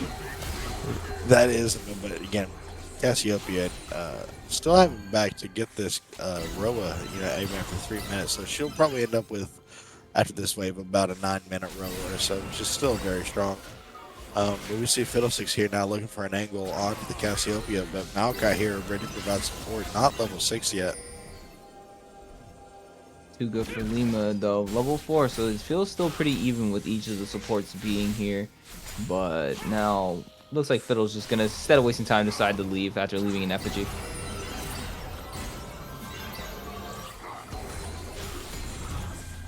Yeah, we see, Asol want to stand still. That's exactly what Cassiopeia wants. Pulls him under turret. Perfy now taking a lot of damage. Uses the shield to go ahead and negate it. But this time, Bomba Delicious is going to take him to Brazil, trying to fight him off. This is a solo. Bomba Delicious is able to return it after taking that suplex from the last time. But now we do have a fight down in the boss side. HYG is looking to lose this fight. Fiddlesticks trying to absorb a lot of health. But HYG Marbra going to end up being able to take out Will Poco now without the ADC. There's only 3 members here. And they're going to be able to try to fight it out as Daisy now being the 4th one acting for them. But here we go. The Aurelian Soul with the fire breath acting now, calling down the stars, trying to take him down. HYG Bonkers gonna be able to slay down the Ivern, fall that tree, and secure this Drake. Yeah, that was really well played by HYG right there. TJ tanking so much on the Fiddlesticks right there, throwing a lot of that aggro to be able to rip the flash away. Very strong as that allows him to be 1 full health and 2 secure the dragon. A little bit later dragon here at 10 minutes. Not quite an opportunity for either team to get it earlier. And so we won't see that being as early as a threat as 25 minutes for Soul throughout this game. But I see that but I feel like that both of these teams aren't really too worried about who got that first one. It was because both teams are really sitting just dead even at this point. It doesn't even feel like either team is ahead of the other. But right now, Jeffrey Crazy should be feeling really good about himself. Oh wow, this is a low kill game for this series. 10. There's literally 1 for 1. Like that's killing me right now, man. Get me going. Come on, guys. Where's the kills at? I mean, Yeah, we gotta wait a little bit longer. Oh, wait, that might just be what I was waiting for. Long range engage. Marbra gonna force the flash out of Ebba. Ebba now using the miasma to go ahead and try to chase him more down as go ahead capital plebs able to land a snare right onto the Aurelian Soul, but not gonna mean anything else. And instead, they're just gonna back off. That insane long range engage. If Marbra was able to knock the Cassiopeia back further instead of to the side, that would have probably been the kill secured right there. Yeah, that's exactly what you got to be scary of. You know, it's the long range engage from. Oh, there's more long range engage as the ult is used by the Maokai. Not going to really amount to anything for that bot side right now. And instead, we have a Void Grub fight going on. HYG TJ nearly taking down the low health as Bomba Delicious able to kill the enemy jungler. And now more members from the side of HYG are just falling as we see the seconds taken down by the enemy top laner as they continue to chase. They don't want to allow this mid laner to get away. Able to land a snare, brings them in. Evbot going on a killing spree. Right now, Bomba Bros looking damn good as HYG Marbra taking down real low, but too good for Lima also taking down low as well. Marbra looking to stay, trying to help get these kills, but Will Poco able to deter them as now these Void Grubs, those 6 of them, is going over to the side of Bomba Bros. Yeah, I mean, just back and forth, back and forth. You know, each team really making a statement for what they want to do. This is really spicy. Mordekaiser getting triple kill there, and securing that Rylai's for his team. And you know, Cassiopeia now being 3-0 with the tier stacking on top of the row now. Just getting pretty far ahead. This ASOL is not having a good time in mid lane. Just so much pressure mid lane. It is hard for him to catch and beat it, even with the Fiddlesticks doing as well as he is.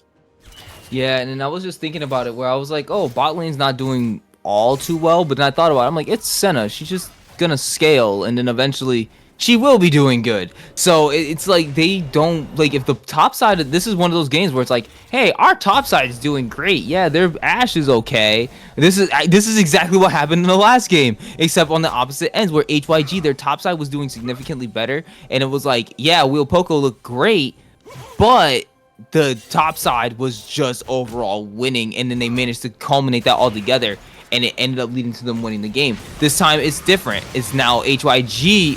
This time it's Bomba Bros being able to go ahead and do all the fighting. Is that the Brazil used? No, it's not. That's just the regular one. But we do see, I believe the ultimate was used by Fiddlesticks, not able to reach anybody up towards that top side. Directed camera didn't even think it was worthy of showing, and decides that instead we're going to show what's going on mid lane here. As Marbra, though, they're converging on the Cassiopeia. Evbot this time with no flash, not going to be able to do anything, and you're going to end up fortunate lose your life as now Bonkers gets that kill.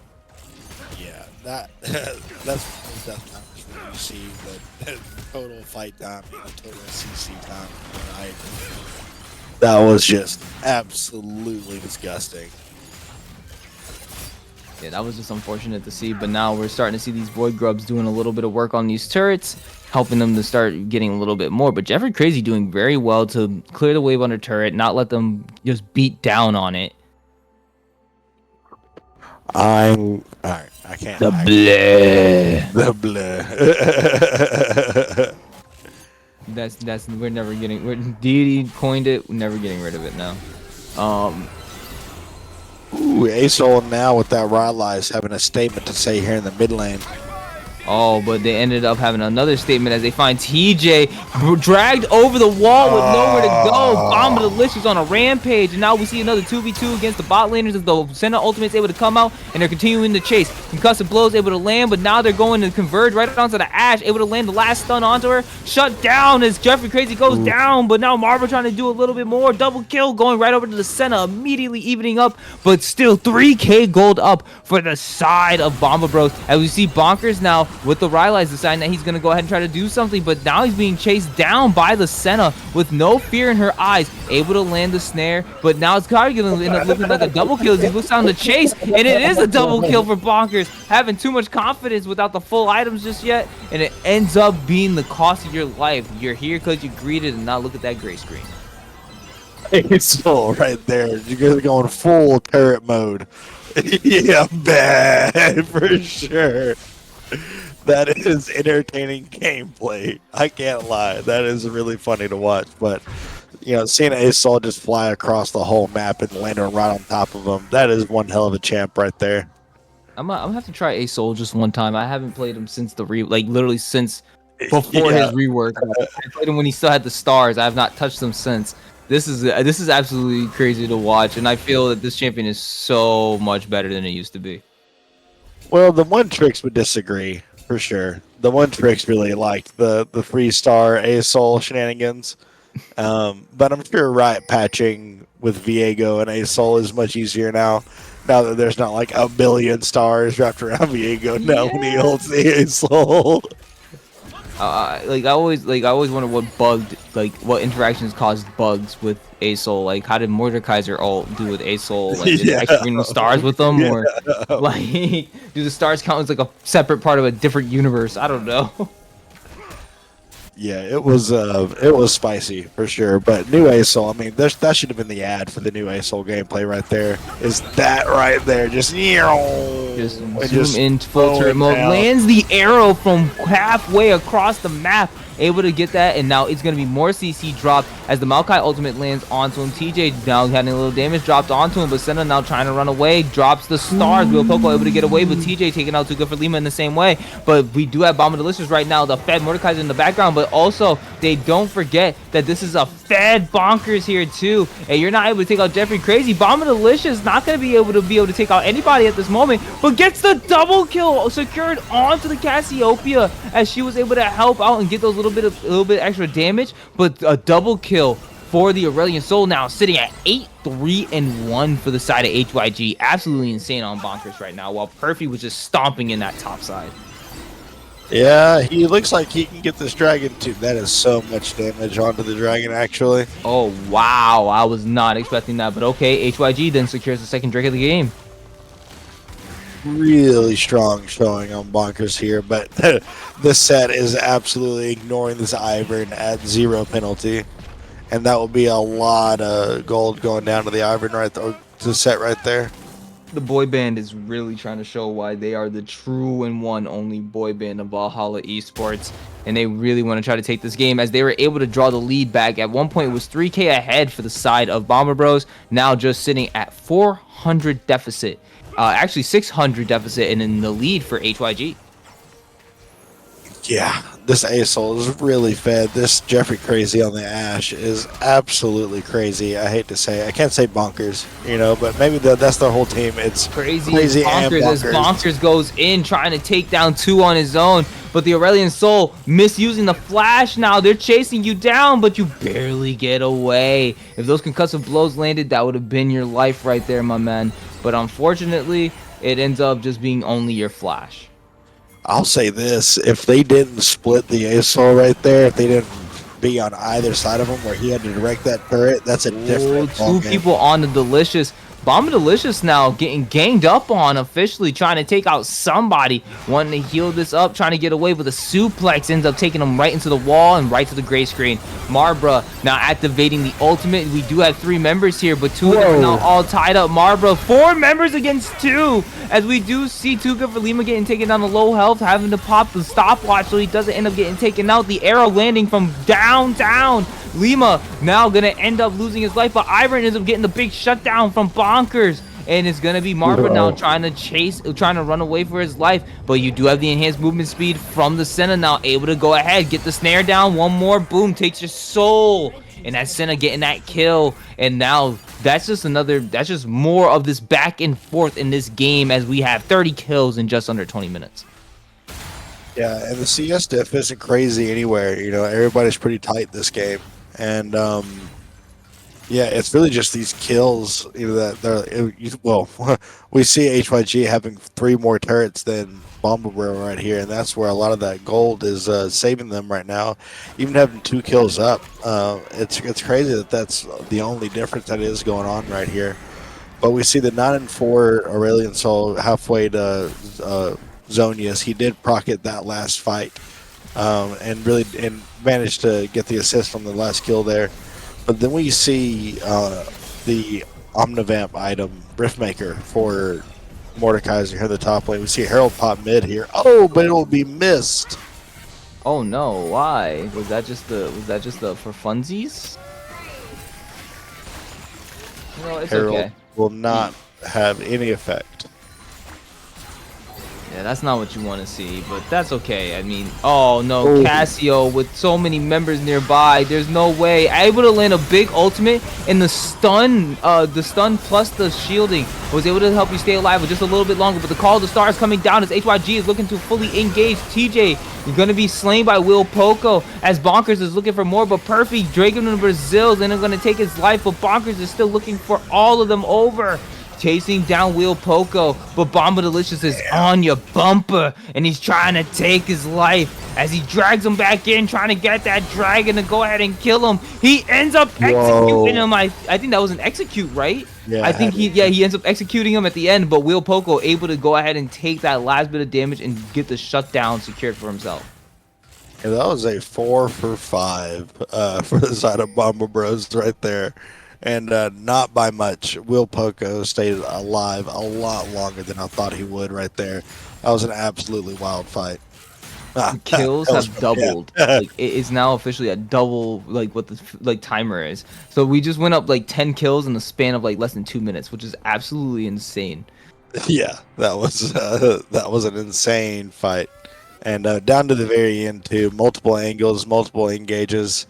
But we see now both heal items and Shuralias from Ivern. There is no Moonstone here for the Ivern, purely on the utility coming from the added support items. We do see Void Staff halfway being built for Azul, as well as the completed Zonias, so he can be able to rely on that in these team fights as well.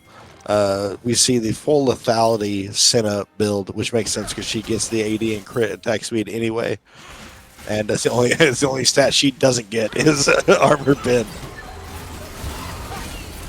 I wouldn't be surprised if we eventually get the Collector. Jumps in again. That's some big damage. This Aurelion Soul looking huge as they start just shutting down all of the Bomba Bros members one by one. Too good for them able to use the Vascon to get away, but Jeffrey Casey going to be able to secure that kill off in the backline as Bomba Delicious is able to go ahead and just sack onto somebody and is trying to take him down. But the kiting from Jeffrey Crazy going ahead to try to stay away from this. Mordekaiser not able to go ahead and dish out any damage. Jeffrey Crazy able to take out that Mordekaiser as the ultimate misses from the Cassiopeia. Get suplex right into the wall as Seth's able to take him down, and it's an ace from TJ as they only lose Bonkers, who was their most fed member, but doing so much damage on the backline allowed his team to clean up well, and now they're just converging straight up towards that Baron.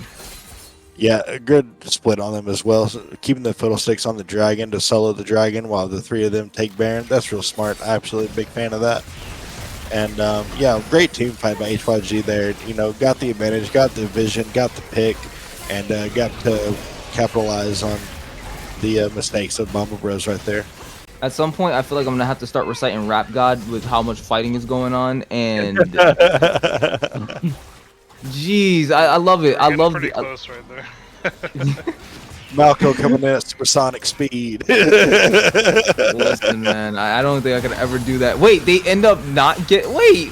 Oh no, that's so unfortunate to get caught out right there. So maybe they should have left one more person to at least take the Drake with TJ, but at least they were able to get it. But that was an unnecessary thing, and now the gold lead's still very, like, honestly, not a surmountable lead. It's kind of inconsiderate, just about 1K, 1.2K up.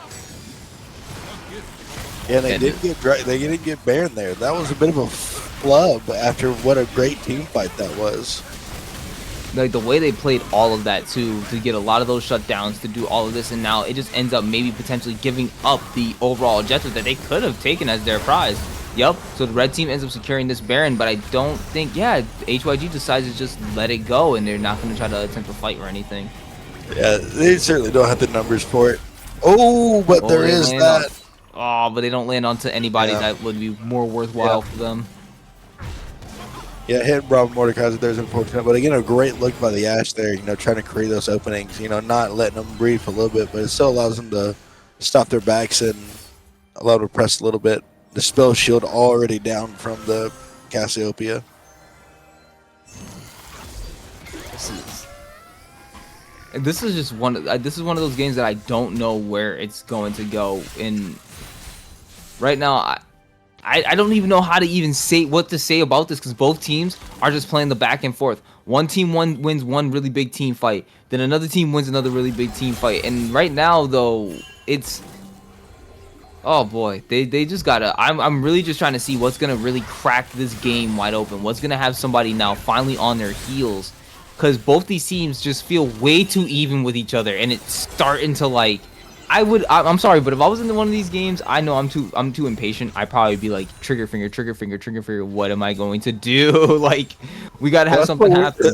That's what we're seeing from Bonkers here. He's been engaged on a lot of these fights, which is pretty surprising that he's the first one diving in just like that. Oh, and here we go. Immediately followed up by the Maokai ultimate. They managed to find 2 good for Lima with all the locked up CC. Senna ultimate gonna try to come out, but a little too late, as Evbot now here caught trying to use the miasma, trying to catch up more people, but they're able to find the support, and I think they're gonna just take that as enough.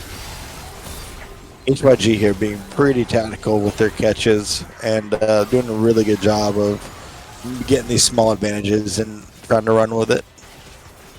I think it's well worth it, but like now it's about time to try to really like balloon something up for them, where you need to make sure that it doesn't take one really big team fight for the side of Bomba Bros to just be able to explode the rest of the game open. They still do have that Baron buff that they're sitting pretty on. Yeah, that was more to deny it seems like at this point. But Bomba Bros doesn't really have ever a way to engage onto Right. on the HYG here, so they're really counter-engage, and it's really hard to keep that as your game plan because you are waiting for HYG to go in. Yeah, no reason to force a fight if it's not necessary. I do think though right now it just seems like as if the game is gonna stay even like this. Well, actually, Perfy was doing the right thing. He's trying to split at the moment, but oh, this is just looking kind of scary. I don't know who to really like say has what advantage. Like, it's really difficult to say. Like, it's probably gonna be the next soul fight. HYG, the next soul fight is probably what's gonna determine this game. Yeah, dragging up in a minute. We're definitely gonna see a lot of action there, I imagine. I just had to calm my brain down for a second. Let me just think what's going on. And it's like, yeah, if you look, yeah, they got 4 turrets and a soul potential. So like this is actually looking, like you said, like if they're able to secure this soul, it's just gonna be very big for them. And I believe it's a mountain soul. So, some of their tankier members are gonna definitely love that. And then having just the extra resistances for themselves will also be very beneficial. Yeah, both teams are looking for every way to get a catch here. This Ace Soul scaling is now becoming a problem with that AoE, gravity. It's crazy how much, like, I think every time Jeffrey Crazy finding somebody, but not the optimal team fight that they were going for, as they weren't able to land and layer all their CC. The ultimate from the Rally Soul wasn't there until just now. Blah! Over the wall! Gonna be enough! Able to get as Marva gets the first kill, the Crypt Bloom also being used, able to help heal a lot of the members. HYG is now able to push forward. that Crypt Bloom might have actually been the clutch as the last 3 members plus Daisy are being forced out of the Dragon Pit. And this is looking like a soul. Yes, it is for the side of HYG, and they want to continue this fight even more. And this is where they're looking to open up this game now, as Tuka for Lima is going to drop the HYG Jeffrey Crazy, as more members are going ahead and being chased down. Senna able to run away with the ghost, and that's about it, as a double kill to Jeffrey Crazy, looking significantly better around this game and finally able to secure more kills for himself. Nicely done. Yeah, HYG looking really good. Their team fights are really coming together. And again, this ASOL having a profound effect on these team fights. Just putting out so much damage. Certainly a stellar performance from Bonkers here. Ooh, but Marbra getting kited all the way down, but for the sake of the inhib turret. You know, it ended up working. Inhib turret and inhib, you got a nice little push going on down in the bot side. So, at the very least, that's working in your favor until Cassiopeia goes to clear the wave. But I want to say, HYG, you're looking like you're in a pretty good spot. Baron is about to spawn in about 20 seconds. You definitely want to start getting vision on that side, as well as just be ready to fight there. You don't know what they're planning to do, but from what it's looking like, it's probably going to be another really big fight, and this will probably be the ultimate fight. Like, everything will just kind of come to the end here, because both teams need to somehow, like, right now, Bomba Bros needs a way to crack open into their base, and HYG needs a way to finish this game off, and Baron seems like the perfect avenue for both of these teams. Yeah, that long-range poke from ASOL right there, becoming a bit of a problem for these catches whenever they got an Ash Arrow that is going to hit a target that is slowed by the ASOL. Is just really, really good setup. It sucks knowing that you're kind of inadvertently zoned by 4 different people on the team.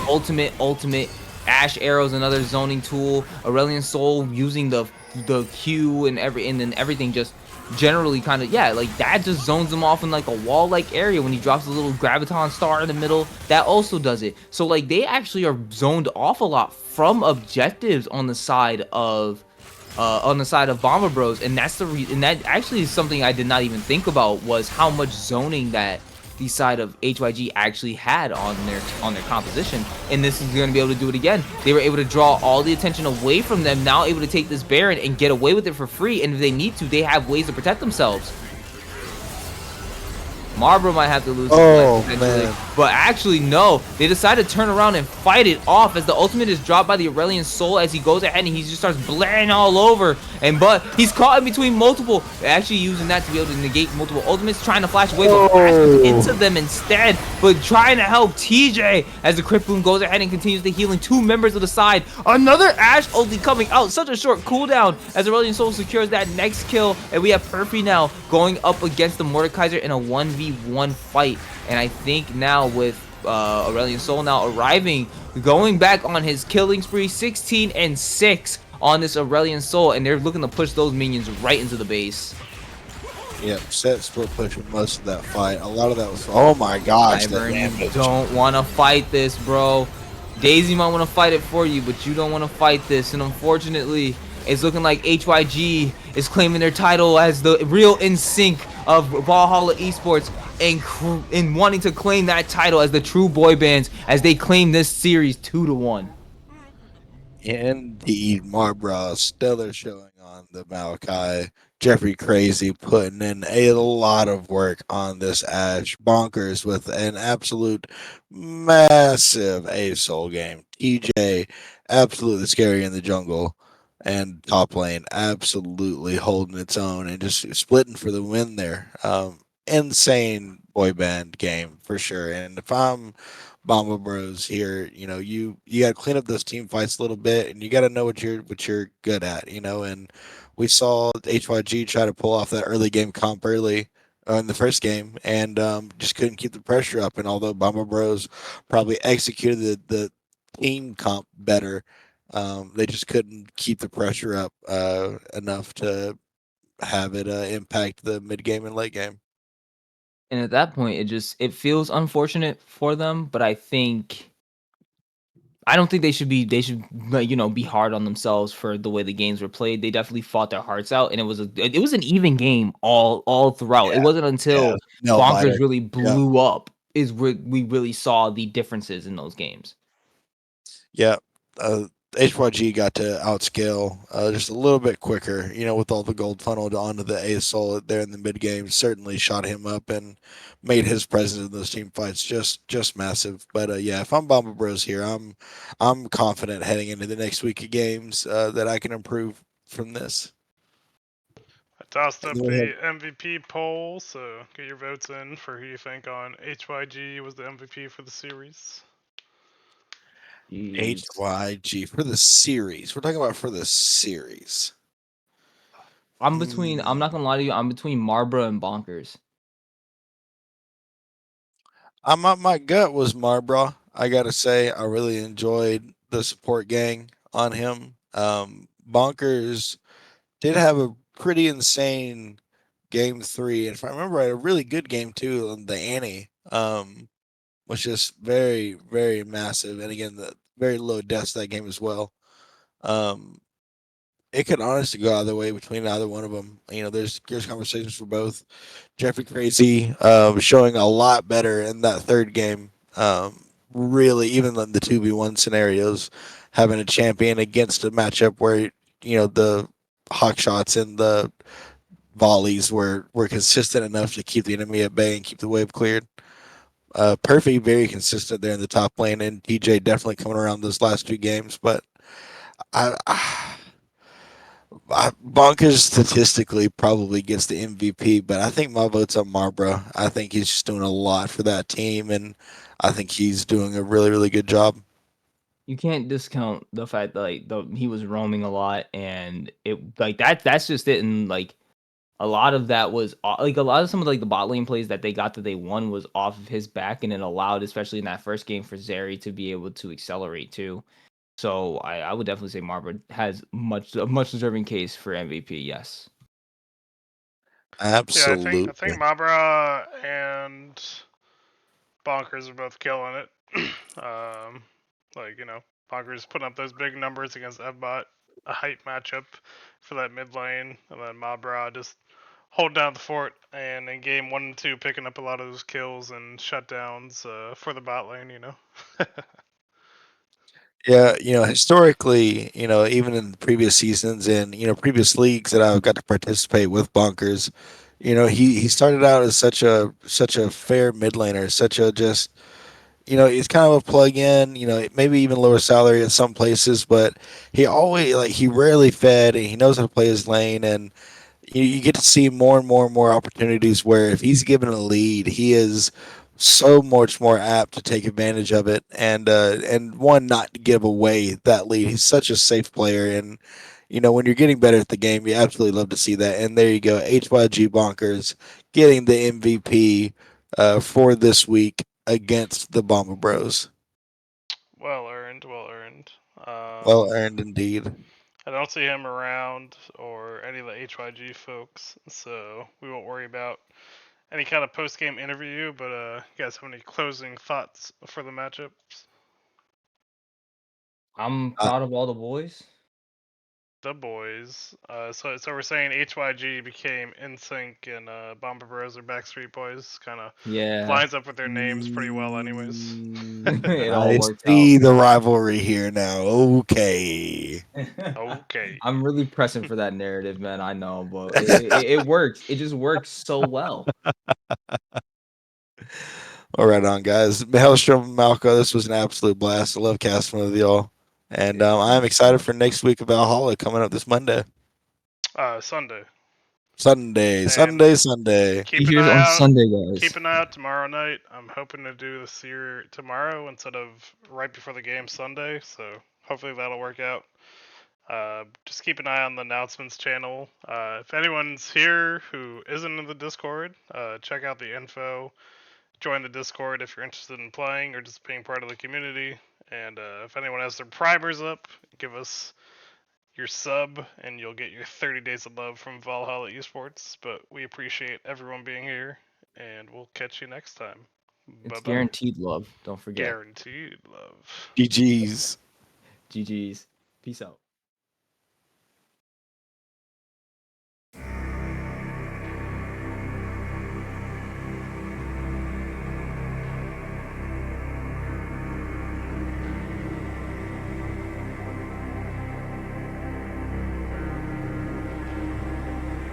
The moon in the night shines bright like the sun. Glisten silhouettes burning like wood. Slowly we creep while family sleep. The king was alone with cries. As the arrows fall, as the gates fall down, they will drown in fear. I will find you like a wolf in the night. Where are you? Run, you can't hide. The enemy is hunting you tonight. Run, you can try. Escape the death that comes for you alive. It's only you and I. So stand your ground and fight. Run, time to die. Draw your blade, you demon oblivion.